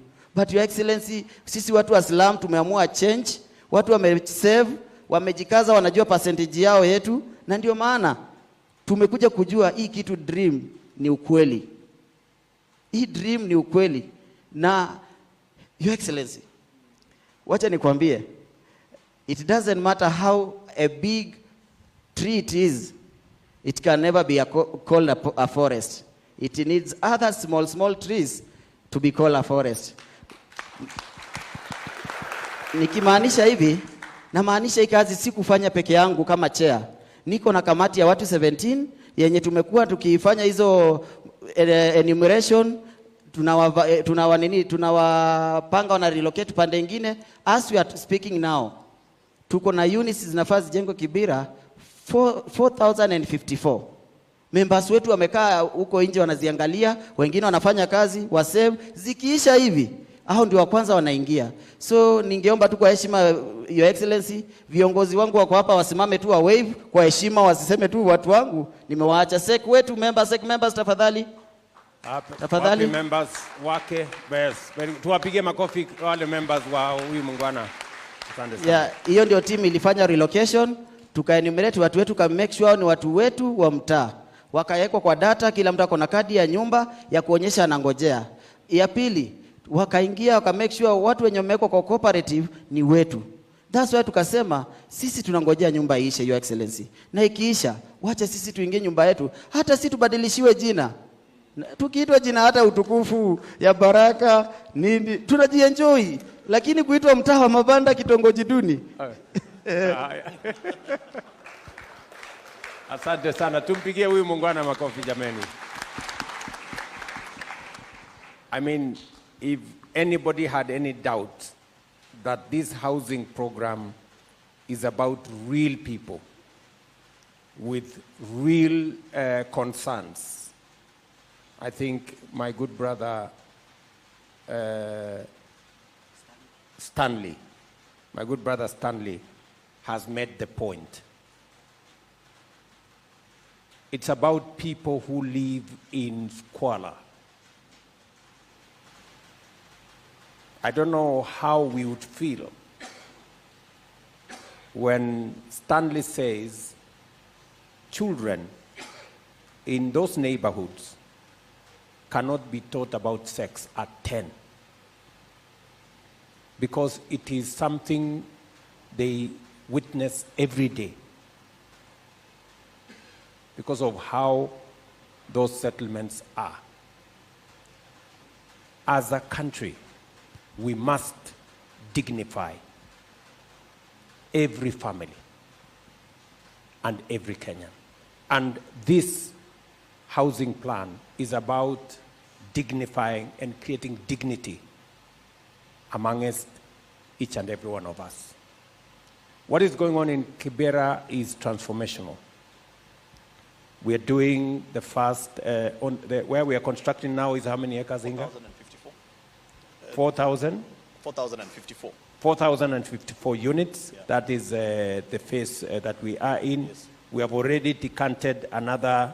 We are in the process of decanting the next phase. Next phase, which is about 22 acres.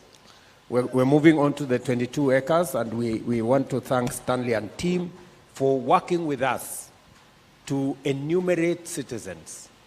And it is amazing how Kenyans are cooperating. People who agree that let me move away, pay for me rent somewhere for a year so that you can build these houses here, and they know that those houses will be occupied by more people than them, but on the assurance that they will get the first priority for coming back to the houses that we are building. And I want to commend people like Stanley and your team for working with us in the communities to be able to create understanding in the communities that this project is not about other people. It's about them, it's about their children, it's about their families, and how we want to create dignity in our settlements. And for those of us who report, I think you have heard Stanley say, please spare them Vitongoji Duni. I think we are going to change the name, and hopefully we will call it, you said you wanted to call it Baraka or something, some Baraka Estate or something. So I think that is really commendable, Stanley. And thank you very much for participating and making sure that we are kept on our toes, making sure that we understand where you're coming from. This is about people who did not have a job. They don't want to go back to crime. They don't want to go back to the things that they have been doing. They want to continue working. They want to fend for their families. And I'm very happy, and we must also commend the media. I think I saw reports in the media when they reported that in Ruiru, for example, the crime rate had substantially gone down because of what was going on in there with our housing program. Positive stories like those give hope to many more young people. Let me ask you, Stanley, finally. As you work with the communities, as we look at Kibra, because my commitment is that in the next 10 years, God willing, we will not have a slum in Kibra. We will have an estate. We are working on the 4,000 housing units now. We have 22 acres that we are going to bring on board shortly. Then we will move on to the next. As we create the housing units, we will be moving the people from the slums into those units, make sure that we increase the social housing, especially in those areas, so that we can have more dignity for the people who live there. What do you think I need to do better, or government needs to do differently? Do you have any suggestions on how we can make this better? Do you have anything you want to say that you think can be improved so that we can take this program into the future? Okay. For the better understanding, wacha niweke na Kiswahili mzuri ndio isaidie watu wengi pia.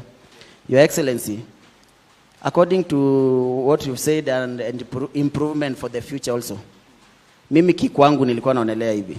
Nikikupea na case study ya NYS. NYS ilipokuja mtaa ndio ilitusaidia ikatuwekea lami, ikatupitishia lami, hatukuwa na lami. Ndio ilituwekea tule choo zenye tuliekewa hapo hivyo kidogo kidogo kutusava hapo hivyo. But by the end of the day vijana walipokuwa wanafanya kazi, scandal ikalipuka katikati. Ikawa vijana wote wakose kazi, mradi zenye zilikuwa zimeachwa nusu zilikuwa zimeendelea zikaachwa nusu zikabidi zishie hapo. Na remember that NYS ndio ilikuwa imetuletea mpaka Huduma Center Kibra, ikatuletea hizo choo, ikatusaidia kwa zile hygienic. On my view, hata wakati tulikuwa kwa public participation, ukiambia Mr. Chair Kuria, nilikuwa nimesema in order to safeguard this project na iende mbali, let the money meant for the housing remain for the housing and free from corruption. If you tame corruption, everything will be okay. Hiyo ndio inamalizanga, hiyo ndio mdudu mbaya ndio inaanza project na ibaki imebaki kama white elephant ikwame. Very good. I think let's give him a clap. What Stanley is saying, this project must have integrity. This project must be run, and I hope everybody is listening. It couldn't have been put better than what Stanley is saying. That this is public resources. Kenyans are committing their money through the levy for this program, for the dignity of other Kenyans, so that other Kenyans can have a job, so that we can have decent housing, so that we can eradicate slums, so that we can increase the number of homeowners in Kenya. Not just for the people living in slum areas, teachers, doctors, and everybody else will have an opportunity to own a home because we have substantially reduced the cost of homes in Kenya. Our plan is to create minimum at least 2-3 million homeowners in the short term so that we can have a country where everybody believes they own something and they are part of that ecosystem. So I want to give you my assurance, Stanley, as I do all the other workers in the construction site, and as I do to every Kenyan who is contributing their money to the housing levy, I want to assure you that I will do whatever it takes and deal with whoever and protect these resources for the benefit of the people of Kenya. That I will do. And I want to give a warning right from here, listening to Stanley. Please, anybody involved in this program, if you just step offline, it's not going to be business as usual.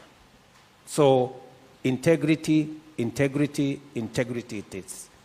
This program must be corruption-free.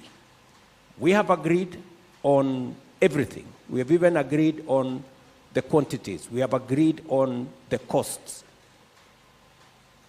Unlike in the past, when costs moved from here to there and ran all over the place, Hinga, you know, we already agreed how much it's going to cost. Yes, we did. And there will be no escalations and there will be no issues. So Stanley and all the other Kenyans, we've listened to you.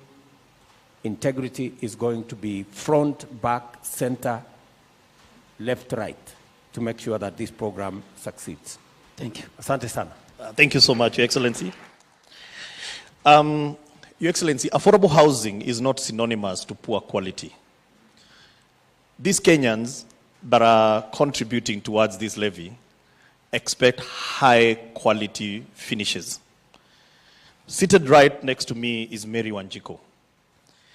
Mary Wanjiko belongs to an organization called Build Her.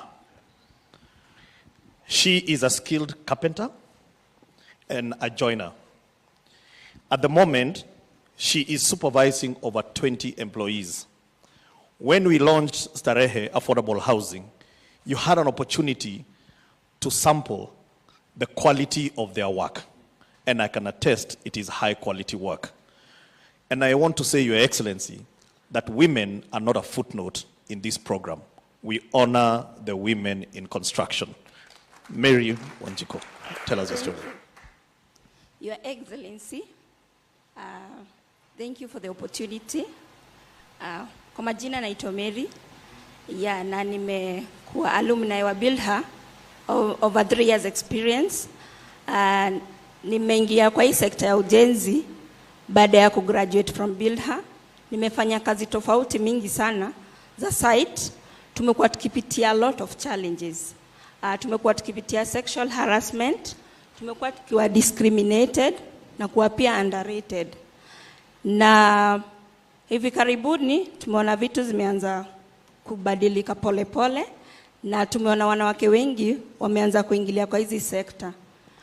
Tuko na engineers, tuko na architects, na kwa muhimu sana kwangu tuko na skilled artisan kama welders, painters, carpenters ambao wako ndani na tunafurahia sana. So mimi niruhusu kidogo ni wape jani yangu. Nilianza kazi ya kuandikwa kwa hizo sekta za ujenzi, nikafika mahali nikafungua my own workshop for a period of 1.5 years. But mambo ikakuwa ngumu kwa sababu nilikuwa na watoto high school. Nikaona inanirudisha nyuma kidogo kwa sababu watoto walikuwa wanafukuzwa shule nini, nikaopt kutafuta kazi. Nimefanya kazi kwa muda wa miezi 6. And in the period of 6 months, nilikuwa nafanya kama maintenance and repair officer. But last week, on Saturday, 3 days back, I was promoted to a technical coordinator. So, si rahisi, na try pia ku pass this information kwa wanawake wote ambao mko hapa. Si rahisi na si ati hatuwezi. Sisi wanawake tunaweza, na tunataka Your Excellency utujaribu kwa hii miradi ambayo ni ya ujenzi, tuweke kama mafundi, si kama watu wa mkono, watu wa kubeba maji, but kama mafundi, na to prove the nation that we can and we are capable. Kwa sababu si wanaume wengi ambao wanaamini ya kwamba wanawake wanaweza. Si wanawake tunaweza? Asante. Asante sana Mary. So katika program ya Builder mnapatiwa training. Yes. Alafu mnakuwa skilled, alafu so kwa mjengo saa hizi bado mnaona kama kuna ubaguzi vile unasema mnakuwa underrated, mnakuwa discriminated, alafu kuna shida ya sexual harassment. Ungependa tufanye nini tofauti ndio tuweze kuhakikisha kwamba kina mama ambao ni 50% wa wananchi wetu wa Kenya, lakini ukienda pale kwa site ni 10%, ama wakizidi sana 15-20%, 80% ni wanaume. Lakini Kenya ni 50% wa mama na wanaume. Ungeona tunaweza kufanya nini tofauti ama zaidi ndio tuweze kuchangia kina mama pia kupata riziki kupitia kazi hii ya affordable housing ama ya housing kwa jumla? Okay. Ya kwanza ambayo mimi ningetaka iwekwe into practice kwa hizi ujenzi, kwanza ni tukuwe na separate changing rooms ya wanawake na wanaume. With that, tutaweza ku-overcome challenge ya sexual harassment. Ya pili ni pia to involve more women wakuwe included kwa uongozi na pia kwa hizi kazi. Kwa sababu wakati unaenda kwa site, unapata a woman is a leader ama yeye ndio supervisor ama foreman. utakuwa wewe kama woman utafeel more encouraged that kuna mwanamke mwenzako ambaye ako pale juu na pia wewe ungetaka kufikia hapo. So mkinvolve more women on these sectors, itakuwa a big up for us. Thank you very much, Mary. Tumpigie makofi. Huyu Mary amesema two things, very critical. And I hope the board that is listening, wherever they are, and the ministry will provide guidance. Yes. Kwamba pale kwenye site, to the extent possible, we must have separate changing rooms. Correct. And so that we protect, and even separate toilets so that we protect women from unnecessary harassment. And number two, we must mentor more women. I think listening to her, that's what she's saying. We must give more women a chance. We must give more women an opportunity. And women must also wajiamini pia, vile Mary anajiamini. Si ndio? Wajiamini pia ndio waweze kuingia katika hiyo space. Kuna muungwana mmoja anaitwa Musa. Ako pale nyuma. Na tumemsikia ya kwamba huyo bwana amesaidia sana kuwapa nafasi. Wanjiru here is a witness. Musa, hebu tueleze kidogo ni vipi tungechangia kuhakikisha kwamba na wewe kama mtu ambaye ni supervisor kwa site, utendakazi wa kina mama, ungependa tuseme uko na maoni gani? Kwanza nashukuru sana kupata hii fursa. Jambo ni moja, kila mara wakati tunapea kina mama nafasi, huwa anahakikisha it is 100% done. Hiyo ndio jambo moja. So mimi hupenda kufanya nao sana. Katika wakati president alikuja kututembelea, alipata tukiwa na wengine, walikuwa na wanafunzi, walituonyesha kwamba wanaweza kuhitimu na kufanya hiyo kazi. Sasa tunapoongea, Jackie ni mmoja wao hapa, kuna mwingine pia tumetembea nao, wanasimamia upande wa stima. So Mr. President, mimi naweza sema upande wa kina mama ni kwamba hao wenyewe wamejituma kuonyesha kwamba wanaweza kufanya kazi kwa 100% bila kuwa. Asante. Thank you very much. Two things. Nikisikiza Musa anasema pia kina mama mjitume. Si ndio? Musa anasema kina mama mjitume na mujiamini. Na pia hizi courses zote pale nyuma watu walikuwa wanafikiria kwamba course ya plumbing, electrician, painter, welder, seremala ni ya wanaume ama ni ya watu wa chini. Mimi nataka niwaeleze ya kwamba kazi ni kazi. Ile inakuwekea riziki ndio kazi. So nawauliza vijana, kina mama hasa, wajitume, wachukue hizo course, wachukue example ya Jackie hapa na wale na Mary hapo na wale wengine, wajue ya kwamba hii kazi inawezekana ifanyike pia na kina mama. Asante sana. Thank you very much, Your Excellency. There is one attribute, Your Excellency, that you have, which is that you don't keep grudges. And irrespective of what people did and said to you, you have put that in the past.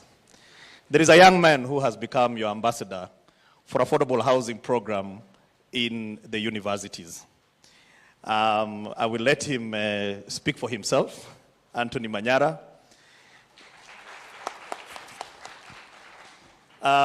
Your Excellency, the tragedy, and sometimes when we are having this conversation about housing, sometimes there is a very big disconnect.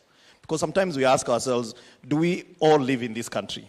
Today, majority of our students live in slums.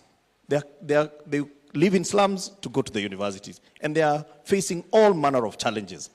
A lot of illicit drugs and so on and so forth. So because of this program, one of the things that our committees have instituted is what is called institutional housing. We will now build many more student hostels so that students can live in campus, study in campus, and in dignity. Anthony Manyara. Over to you. Thank you so much. Mheshimiwa Rais, my name is Anthony Manyara. I'm the president for Kenya University Students Organization, KUSO. I'm also the president of East African Students Union. That is the umbrella body for all university students across East Africa. I'm an architectural graduate, but I'm pursuing law as a second degree. Ile wakati ambayo ulikuwa nafanya PhD pale University of Nairobi, I was the president of SONU that time. And I believe along the corridors mahali tulikuwa tunapatana. That time, if you remember very well, I had more security more than you pale university. Wakati tulikuwa tunapatana kwa hizo corridor, I remember that wewe huko unaishi hostel. Lakini najua ukipitia huko ulikuwa unapata wanafunzi wanaishi in areas that people of today cannot contemplate students living. We normally say that comrades are barometers of wisdom and catheters of knowledge. We want to see a scenario in which students live in decent places. And kidogo nitajanganya na siasa ndio nikueleze barabara ambayo tumekuja. Wakati wa the previous government, the university students were very much associated with the opposition. And it came across even, it spilled over even in your leadership. But we had a pact. We talked with PS Hinga. We had talked with the former minister who was there for housing. And we decided to see how our students can live in places that are not just decent, but safe. Ukienda kwa mahali penye wanafunzi wanaishi sahi, utapata wanaishi kwa slums, utapata hostels. Let's take for instance University of Nairobi, we have, let me take just an example of Mamlaka Hostel. Ukienda pale mahali wanafunzi wanaishi, still the spaces are too small. And some universities, the issues are even worse. What are the risks that we see subjected to students when they live outside the universities? We see issues of rape. We see a lot of killings. Kuna wanafunzi wanaibiwa bags zao. All these issues that are associated with this matter led us, because I remember very well, nilikuwa ile mlengo ingine ya siasa. But wakati PS Hinga alinipigia simu, akaniambia president amesema instead ya kushinda mmefunga barabara, kufanya maandamano sijui nini, kuja tuone namna gani tunatafutia wanafunzi nini nafasi. I remember very well, Mr. President, that when we talked with PS Hinga and they decided to appoint me as the ambassador for affordable housing plan, that time we were doing the public participation for finance bill, and after realizing the kind of changes we can make, can we make an agreement between the Kenya University Students Organization? We see how students can be incorporated, leveraging on the affordable housing plan. We have affordable student accommodation. Juzi, because tumeanza kufanya tours, nimeenda pale Kisii University, for instance. Nikapata ya kwamba kuna groundbreaking. Wanafunzi kama walikuwa na hostels 600, because they are around 600 thereabouts. And they want to increase them to a number of more than 3,500. That tells you very many students who are housed outside will be able to be accommodated inside. That is a big impact going forward. Thank you. Asante sana, Anthony, and thank you very much for working with us. Kwa sababu hii program ni program ambayo, when we talk about affordable housing, it cuts across. Part of what this program is going to deliver is student accommodation that is affordable. Our students today live in very difficult circumstances.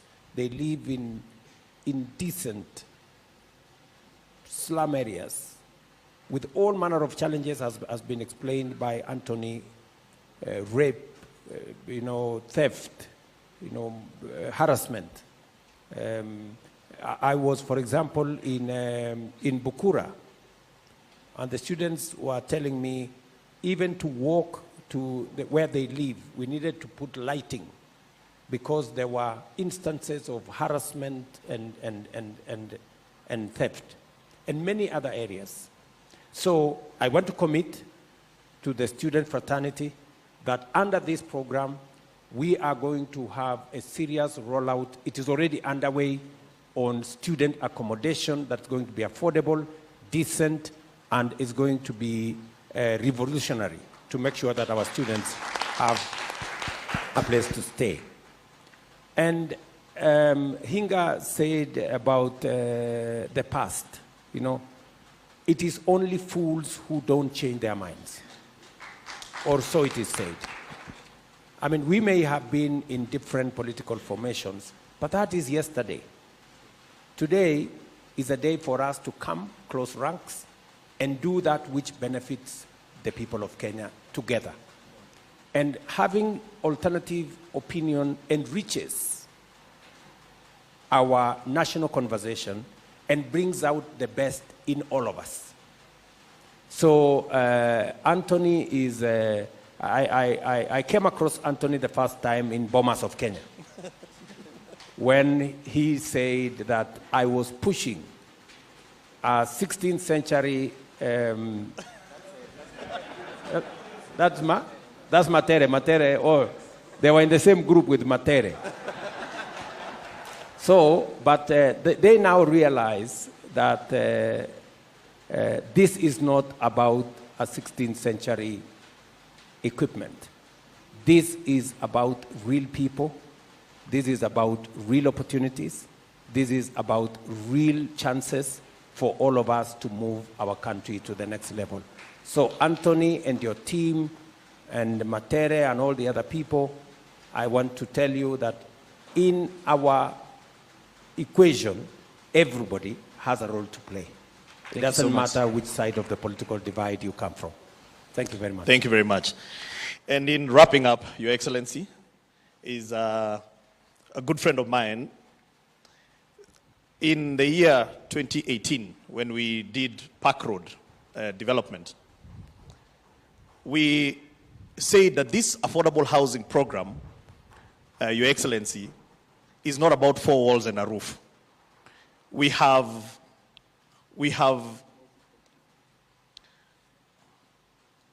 okay.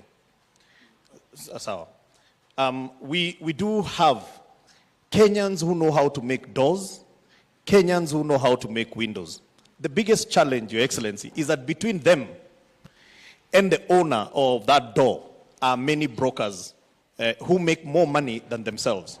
And we decided to take a chance on them, and we gave them a contract of 122 million shillings to make the doors at Park Road. Let Mr. Mwema take you through his journey, and he's the last one, and because we are wrapping up, Your Excellency, after that, I will not come back. I will ask you to sum up this program. Thank you very much. Mheshimiwa Rais, wakuu wote wa serikali, hamjambo. Kwa majina yangu naitwa Peter Mwema Mudhaka. Lingana pile PS Inga amesema, sisi tulikuwa watu wa chini, tulitafutwa tukiwa kule Kariubangi. Na tukaambiwa tuko na contract hapa Park Road. Wakati huu hatukuwa tunaweza kujua vile tunaweza kunegotiate mambo ya contracts. But serikali ikatuambia tuende tuongee na contractor because already contract ilikuwa chapatiano. Contractor before hakuwa anataka kufanya na jinsi sana, lakini baadaye alikumbali na akawa mzuri sana. As we right now we are talking here. Tulifanya miaka mitatu. I remember one time kulikuwa na shinda kwa site. So we had to go home. Tumeambiwa tumeshindwa na kazi. Because wale wa mjeji watupokonye kazi. Kwa na PS that time, wana PS Inga alikuja kwa site na tukaitwa kamiti yangu, tukashtakiwa ile makosa tunafanya, lakini tuliwaambia hatujui, lakini wakati ilipika wanjanje kuamua wana PS, tulisema sasa anatuambia tutoke, lakini aliongea kitu ambao itatoka kwa roho yangu na nikampenda sana. Aliwaambia contractor hivi, atukatai maneno yote, hata nyinyi kwenu mlifundishwa kazi. Lakini nawaambia kitu moja, hata mlete hiyo milango mzuri anje kutoka China, kutoka wapi, hatutaichukua. Free for nothing hatuitaki. Hawa ndio mtafanya kazi nao. That day mchina, nakumbuka contractor alipigia simu saa 6 usiku akaniambia ngurubu yako tukutane saa 12 kwa site. Na akapanilika. Ile training tulipewa na mchina pale ya kufanya usiku na mchana, wengine hatukuwa tunajua mambo mingi. Naweza kusema after hiyo contract tulifanya kitu ya maajabu. Wakati rais uliingia na tukaona, because tulikuwa tumeonja hiyo pesa kabla handshake ingia ikasimama. Sasa tukasema sasa kazi imepotea tena, because tulionja hiyo tamu, ni mzuri ukweli. Tukawa hiyo pesa hatuna, tunataka kujenga na hakuna sites. Wakati uliingia tuliona maajabu ukitangaza kama nyumba zikanjengwa, na kwa vile wale wanjui kama kazi ni mzuri, wakati ulitangaza ya kwanza tulifurahia sana, na tukaandikia PS barua tukamwambia tumejipanga, na akatuambia sasa si hapa Nairobi peke yake, lazima hii ujumbe yote mlifanywa pale iende Kenya mzima mahali kuna njengwa. Actually tulifanya hivyo mzuri sana. Anda Musea under entry iridhaa wa Musea ndio anafeti mafundi wote, makapenda ndio anatupatia. Saa hiyo ndugu ameongea hapa, nimempatia technical team ambao wanatrainiwa kwao saa hii, wale watafanya hii milango ndio inaenda huko Kibera, this one. Na huyo amenipa makapenda, tumempatia watu wetu wa training wa national. Tumejiunga kikundi kubwa sana kutoka kwa sub sector ya national Jua Kali of Kenya, ambao CEO wake ako hapa asimame. Huyu ndio mkubwa wetu wa Jua Kali, bwana Richard Mutati. Tuko na timu kubwa, watu wote wa national msimame, msalimie rais. Mafundi wote pia msimame, wale mmepika hapa. Hii timu yote unaiona hapa, wengi tumefanya nao backrot, na wengi tumewatuma kila mahali. Juzi tumeitwa na MD wako wa National Housing, akatuambia anataka tumsaidie huko nyumba zao zinajengwa. Sasa yeye ametupa kazi Kirinyaga, Ngomambei, tunawasimamia huko na Embu. Mafundi wetu technical wanaenda huko, tunapanga na yeye vile wataenda huko. Because why we are doing this, we are giving our brothers and sisters ile shinda tulipitia pale attract wapitie. Na nakwambia kitu ya kuchangaza sana, wanawake wataki kuachwa nyuma. Wamejipanga because walikuwa wananiuliza chairman, tutafanya kazi gani? Hii milango unayoona hapa, hii imefanywa na wanawake. Sio kana madam Karaya yako ameingia. Huyo madam, hii milango ndio wamejiunga kikundi kubwa sana. Wanatengeneza milango. Wamesema Muhindi hapati kazi ya milango. Hii yote inakuja site inaundwa na wanawake wetu hapa Kenya. Hiyo unayoona hapa. Ile iko pale ndio tunaweka Ruiru. Hiyo pia hao kikundi ya wanawake wa Ruiru wakishikana na hii technical team ndio wameunda hiyo. Watu wetu tumetrain mafundi wa Ruiru. Na nikwambia kitu moja rahisi, sisi national ni kutrain. Vile wanasema hatuingii kazi yao. Chamani wa Ruiru wako hapa ainuke asalimie rais. Wanamuridi unaomuona pale ameomba national impatie technical team. Hako nao kwa site. Mzuri sana. Ile milango ndio contractor amekumbali. Hii milango tumefix floor ine saa hii huko Ruiru. Kazi inaendelea, ilikuwa inspection huko last week na nataka bwana PS na aende akainspect, lakini tuko na kisungumukutu.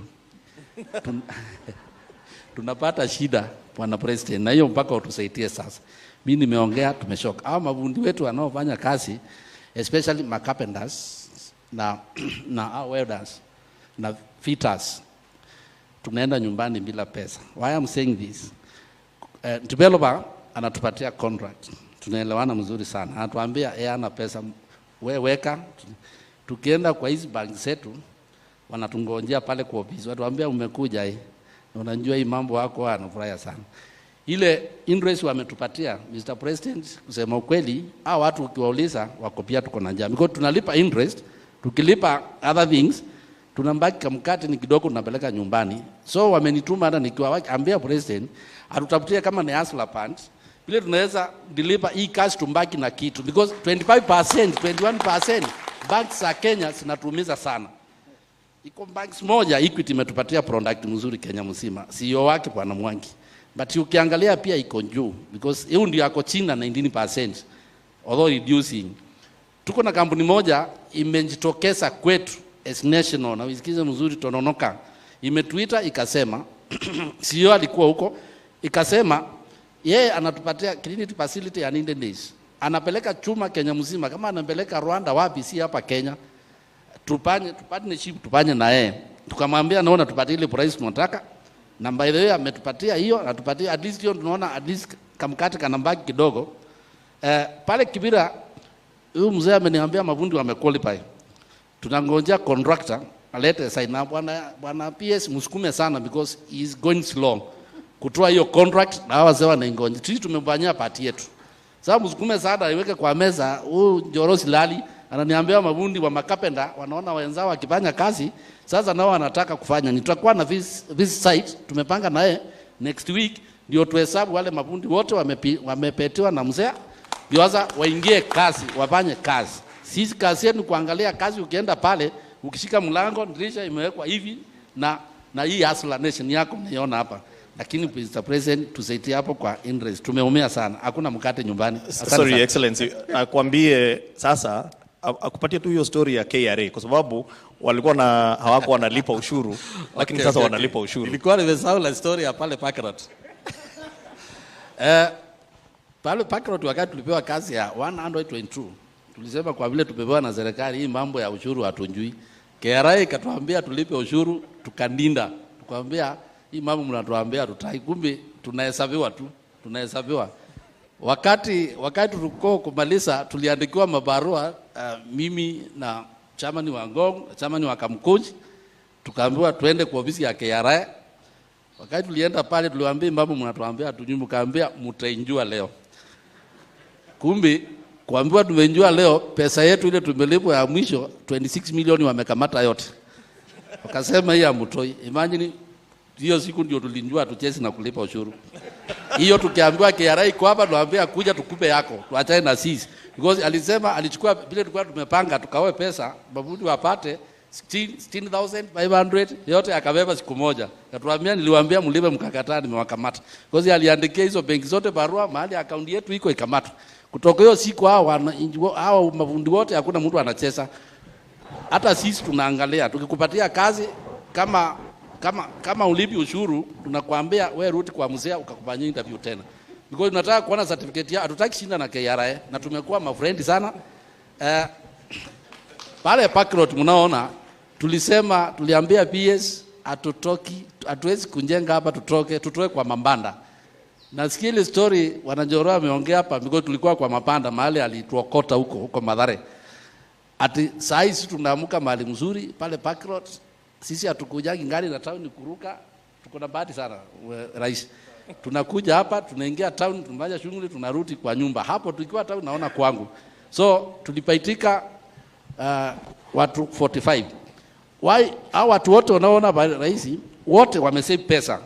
Tumeenda kwa PS na tukamwambia tumelipa kwa mboma yangu na tuna save huko, lakini iko kitu tutupanga na yeye atupatie allocation ya watu wakawani, na amekumbali. Sasa sisi tuwekewe 10% na tunakulipa yote. Hao watu wote wamechanga pesa. Mahali wanafanya kazi wanaweka pesa ya kukaa kwao. Because wanaona vile tunakaa Pakrot na wako very happy. Mkikataa nyumba mjue mafundi wangu wote Kenya mzima wamejipanga. Wanachukua hizo nyumba. Asante sana. Haya. Sawa bwana Mwema. Mambo tu mawili ambayo ningetaka. Pale mbeleni utendakazi wenu ulikuwa na matatizo. Ile quality ya vile mlikuwa mnafanya. How has that improved? Are you bado mko pale ama mumebadilisha mambo? Mambo yetu ilibadilika wakati tulifika site 2018 pale Pakrot. Wakati tulikuja na mashini zetu, contractor alisikataa.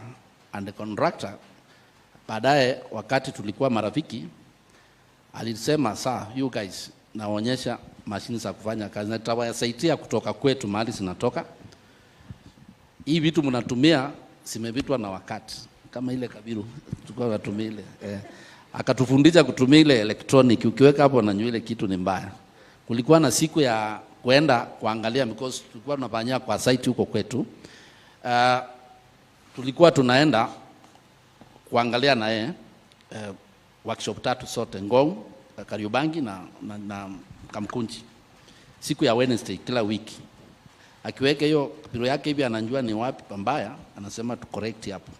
Hii milango ambao akatufundisha vile kuitengeneza na kubinya mzuri, then tukafundishwa kuset pale. Wakati huu tulikuwa tunafanya vitu reja sana, vitu ambao ukiona inakaa hata kunaangalia ile vitu tulikuwa tunatengeneza wakati huu, au wateja tulikuwa tunawapatia vitu bob sana. Lakini saa hii kitu ikitoka kwetu inaangaliwa kabisa. We have a very technical team here, watu wa kuangalia inspection yetu kabla developer anja pika pale. Developer hata saa hii hawezi kusema kitu yetu tumeweka, wote wanapitisha hivi. Very good. And I think that goes to what PS was saying. Affordable does not mean poor quality. And the capacity building that has been done on our Juakali sector. Pale nyuma walikuwa wanatengeneza ile tu kuharakisha, hata unasikia Mwema mwenyewe anasema kweli tulikuwa tunafanya makosa. Wale wateja wetu tulikuwa tunawapatia vitu substandard. Lakini leo kwa sababu ya program hii ya affordable housing, vile tulisema ya kwamba wale contractors tumewapatia kazi, wakijaribu kuleta watu wao tunawaambia hapana, hii kazi itafanywa na Wakenya, itafanywa na mafundi wa Kenya, dirisha itafanywa na mafundi wa Kenya, milango itafanywa na mafundi wa Kenya. Ile kitu watafanya ni kufanya kazi na wao to improve the quality of what they are doing so that it meets the standard of the construction. And because of we insisted, the contractors were trying to say the Juakali people are doing substandard work. We told them it is your responsibility to train, empower, build capacity of the Juakali sector so that they develop the standard products we are looking for. And I want to commend the Juakali sector. They have upped their game. Mwema now says, even them, they appreciate that they are now doing very quality doors, windows, hinges and other facilities. Ni kweli bwana Mwema? Ndio unaona milango kama hii, na watu wanafikiri tumeleta hii milango hapa kama sinema. Hii milango ndio inaenda Kibera. Hii milango ndio inaenda kule Ruiru. These are real doors built by real people. Na wamesema, ananiambia wametoa kwa site kuja kuweka hapa ndio watu wajue. They are now doing good quality stuff and we have managed to improve what they are doing. Number 2, bwana Mwema, katika hii program yako ambayo unafanya na mafundi, umeniambia ya kwamba mambo ya interest inawaletea matatizo. Na lakini pia hapo umesema kwamba na nyinyi pia mnachikaza kuhakikisha kwamba mafundi wenu na biashara zenu inalipa ushuru. Sio namna hiyo? Which is very good. Na sasa hapo kwa interest hamna kesi sasa na gari. So pale sasa kwa interest tulikuwa na mambo kidogo, lakini nimekusikia. Tutaketi chini kama serikali tuone how do we assist you the same way we are assisting the contractors on making sure that we moderate the costs ndio muweze kupata pesa. Nafikiri Hingar and your team umesikia vile wamesema, watu wa treasury wamesikia. Tutaketi chini, we will come back to you on what we can do to help you out. Tumekubaliana. Lakini overall, mimi nikisikia vile tunaongea hapa, mambo muhimu imejadiliwa. Hapa tunaongea kila mmoja wetu achangie katika kubadilisha Kenya. Either kupitia kwa ushuru, kupitia kwa levies and whatever we are doing. Nimesikia hapa, we are improving the quality of what we are doing. We are building the capacity of our what we call Juakali, yet actually it is our manufacturing sector. Those who manufacture our doors, those who manufacture our windows, those who are involved in construction equipment, making steel, making cement, making all the other products. Everybody is upping their game because there is now an opportunity and there is scale of doing work at a higher scale. I'm also hearing that all of us here have embraced the culture of saving. Ukisikia Stanley pale anaongea mambo ya saving. Ukisikia Shadrach, Meshach pale anasema saving. Mwema anasema saving. Wanjiru hapa is talking about saving. So all of us are embracing the culture of savings as a nation. We're also embracing the culture of paying our taxes. And we are also embracing the culture of us moving together as a nation. Therefore, I am very proud that we are all moving in the same direction. So, asanteni sana. Thank you very much, Bwana Obed. Asante sana, Stanley, and everybody around this, Mary, and my good friend Anthony, and Jackie here, and all of us. Na asante sana, my friend Kakai. Sisi wote, we are one team, and it is my hope that we will take this country to the next level together. Asante sana. Thank you very much, Your Excellency. Tumeshukuru sana. Back to you. Your Excellency, if we can just have a picture with the artisans.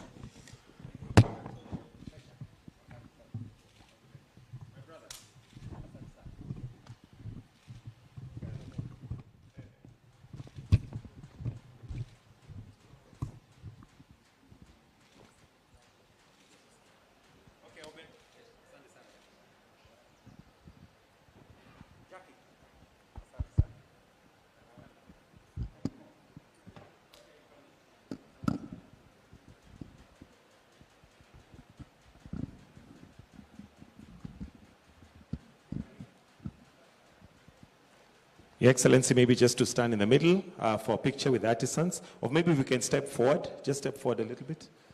The photographers. Let's be seated, please. The rest of us, we can be seated. Then also we'll have PS. That has been a panel discussion led, of course, by one President William Ruto, and panelists who include artisans sharing their experiences on how they've been able to gain from the affordable housing project. At the saying, they've been able to, of course, gain some monies, our income, if you like. And there, those are live pictures from State House, Nairobi. The panelists taking an opportunity to take a photograph with the president after sharing those experiences that they've been able to have since the inception of the affordable housing project across the country. Of course, the president has just signed the affordable housing bill into law, and now the housing deductions are officially legal. This follows a court ruling early in the year 2024 saying the affordable housing bill, or rather law, earlier did not have a basis, or rather a legal basis and a framework, and so forcing the members of parliament to go back to the drawing board and, of course, drafting this particular bill that has been now signed, or rather assented into law. And of course, in the tradition of a State House, or rather the president signing ordinary bills into law, it's normally a very, very short event of about 10 minutes. But today, it's a special event in that these particular rather law, the president, or rather even the Kenya Kwanza administration and the government has taken it with a lot of seriousness, you know, because the president has been saying this is a project that will be able to guarantee unemployed millions of Kenyans across the country to have an opportunity for jobs. Thank you very much, Your Excellency, President William Ruto, and all our dignitaries, Deputy President, PCS, speakers of both houses of parliament, together with the leadership, and all who've been involved, and my friends, wale wanafanya kwa mjengo. Bwana asifiwe. Your Excellency, the 19th of March will go down in history as turning a new page in the chapter of this country. I really want to thank all of those who've been involved in this entire process. I recently saw a newspaper headline that listed the senators and MPs who voted for this bill, and they were saying those who have betrayed Kenyans. I want to tell the MPs and the senators, on behalf of the millions of people who have been living in squalor in our informal settlements, and I will start with the urban areas, on behalf of those who have been described here by Stanley and Shadrach and all of them, who live a life without dignity, we are proud of you. Thank you. Thank you. We are going to rewrite the story of our urban spaces. The built environment gives dignity. The built environment gives esteem to our people. And I'm very happy that they have said what will not come out the same way when we say it. That what dignity is there when you live in the same room with your children and your wife, and the only thing separating you is a bedsheet. That when your wife has to go to shower in a communal bathroom somewhere out there with other men waiting, there is no dignity. A first-class country cannot have a second-class citizen. And I'm glad, Your Excellency, that we have moved and we're in sync, that we're no longer doing slum upgrading in Kenya. We're doing slum eradication. Slum upgrading, there is no first-class slum and a second-class slum. A slum is a slum. Let us move to slum eradication. Your Excellency, our mutual friend who one day sent me to you, and I know you've been speaking, the president of AFDB, Akinwumi Adesina, said that Kenya must choose. We cannot be number one in the marathon and number one in slums. We must choose one of the two. Either we're number one in marathon or number one in the slums. And I agreed with him. I'm so happy because, Your Excellency, just one of these projects, for instance, if we did in committee, can eradicate the entire Kahawa Soweto slum. 3 or 4 of these, because people forget, many of our informal settlements are only one single story, as Gender Jew. With just a tenth of that space and the decanting that I've heard PS Hinga talking about, and thank you so much for your commitment, we can be able to change the destiny of our country. Secondly, Your Excellency, I just want to affirm, because I know people out there have been saying that this is something that is for the counties, this is for the national government. I would wish to tell them, devolution is not a competition. Devolution is partnership. Devolution is partnership between levels of government to make sure that we serve our people the best. It is based on the principle of subsidiarity, that a service is best offered closest to the benefit of that. So as counties, we are partners. You know, it is like a bird flying, asking, for me to fly, which wing do I need, the left wing or the right wing? A bird needs both wings for it to fly, both the national government and the county government. And on behalf of my colleagues, I want to tell you and commit that we will partner. We had a discussion, we've been talking, we will partner as counties to also do these projects, to do our part, to identify land, you know, because these people, there are no Kenyans served by the national government and other Kenyans served by the county governments. They are all our Kenyans. Your Excellency, as I go towards conclusion, on the 7th of June 2023, you said something profound. On the 7th of June 2023, we had the National Prayer Breakfast. And the speaker that day gave a story of empathy. And he said that if you feel pain, it is because you're alive. If I pinch you, if you get hurt and you feel pain, it is because you're alive. But if you feel somebody else's pain, it is because you're a human being. Your Excellency, thank you for feeling the pain of millions of our people in our cities, even in our rural areas, who have no hope, who are living lives of squalor. And I pray that this will be the beginning of the end of that story. As my friend has said, kuitwa kitongoji au makanda itaisha na kutakuwa na majina ya baraka katika maeneo yetu. As a county, we are working together with the PS and with the ministry, our county aggregation industrial park, because Nairobi ni shamba ya mawe, hatuna matunda na mboga na kahawa. Our product is this, Your Excellency. Our Kaipi in Nairobi is metalwork and woodwork industry. We are dealing with Peter, Mudhama, and the Kamkunji and the Ngong Road teams. Thika Road, between Mathare and Utalii, that is where we're going to have our industry. Hii milango yote, madirisha, together with these people, we are bringing the common user facility machines so that we can be able to supply and give our young people hope in this work that we're doing. Your Excellency, one story that my friend aligusia kidogo tu, na ningetaka kumsaidia kusisitiza. He said that in the informal settlements, every other day there is a fire. And I don't think people understood. You know, in January, one fire that, of course, we regret that happened in Embakasi took the attention of the nation. But, Your Excellency, do you know in that same month there were 47 other fires in Nairobi County, in our informal settlements, because of illegal power connections, because we've not given these people a dignified life.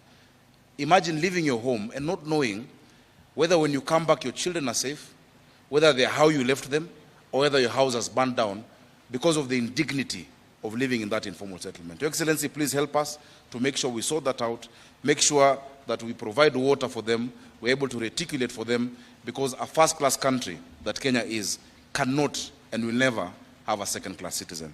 Your Excellency, as guided by yourself, thank you so much. I would like to invite the Prime Cabinet Secretary to say a word and then invite the Deputy President. Thank you.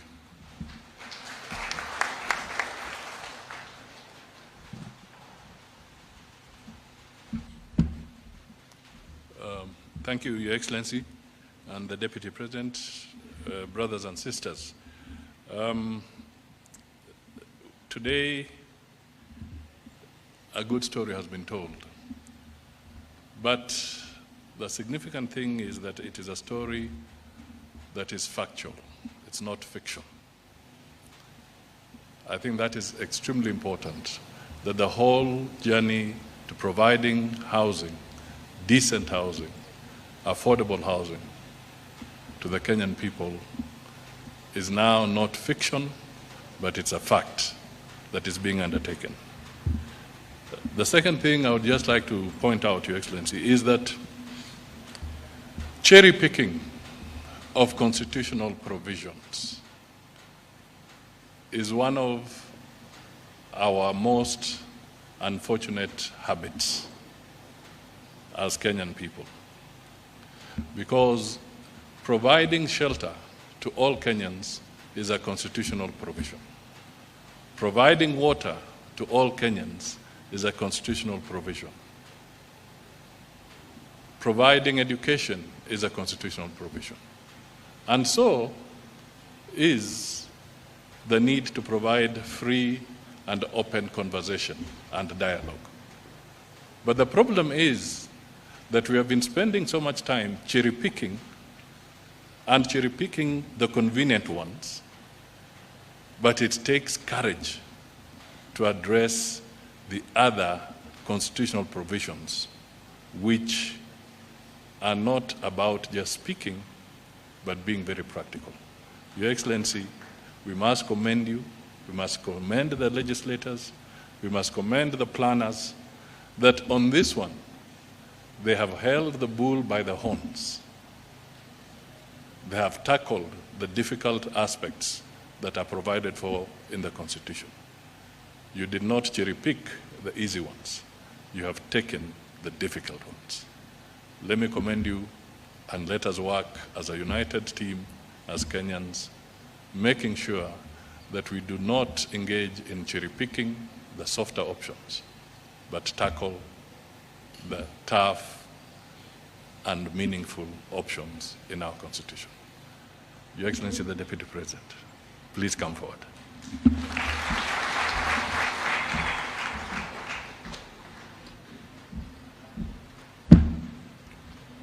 Your Excellency, our President, the Prime Cabinet Secretary and Cabinet Ministers present, the Speakers of the two Houses, and everybody here, I want to say that today is a very momentous occasion for our great republic. You are assenting the Affordable Housing Bill 2023 into law. This morning, Your Excellency, clears the path for dignifying our people by giving them shelter, and again for creating employment for our young people.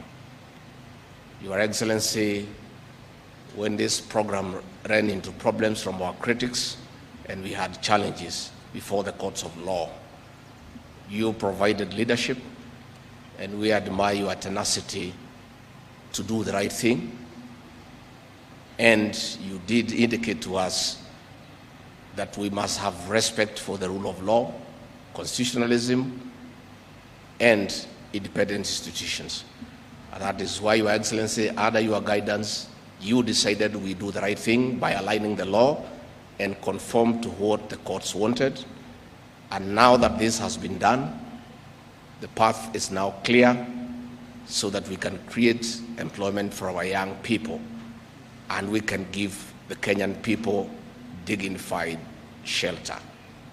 Let me say that those of us you have given the responsibility,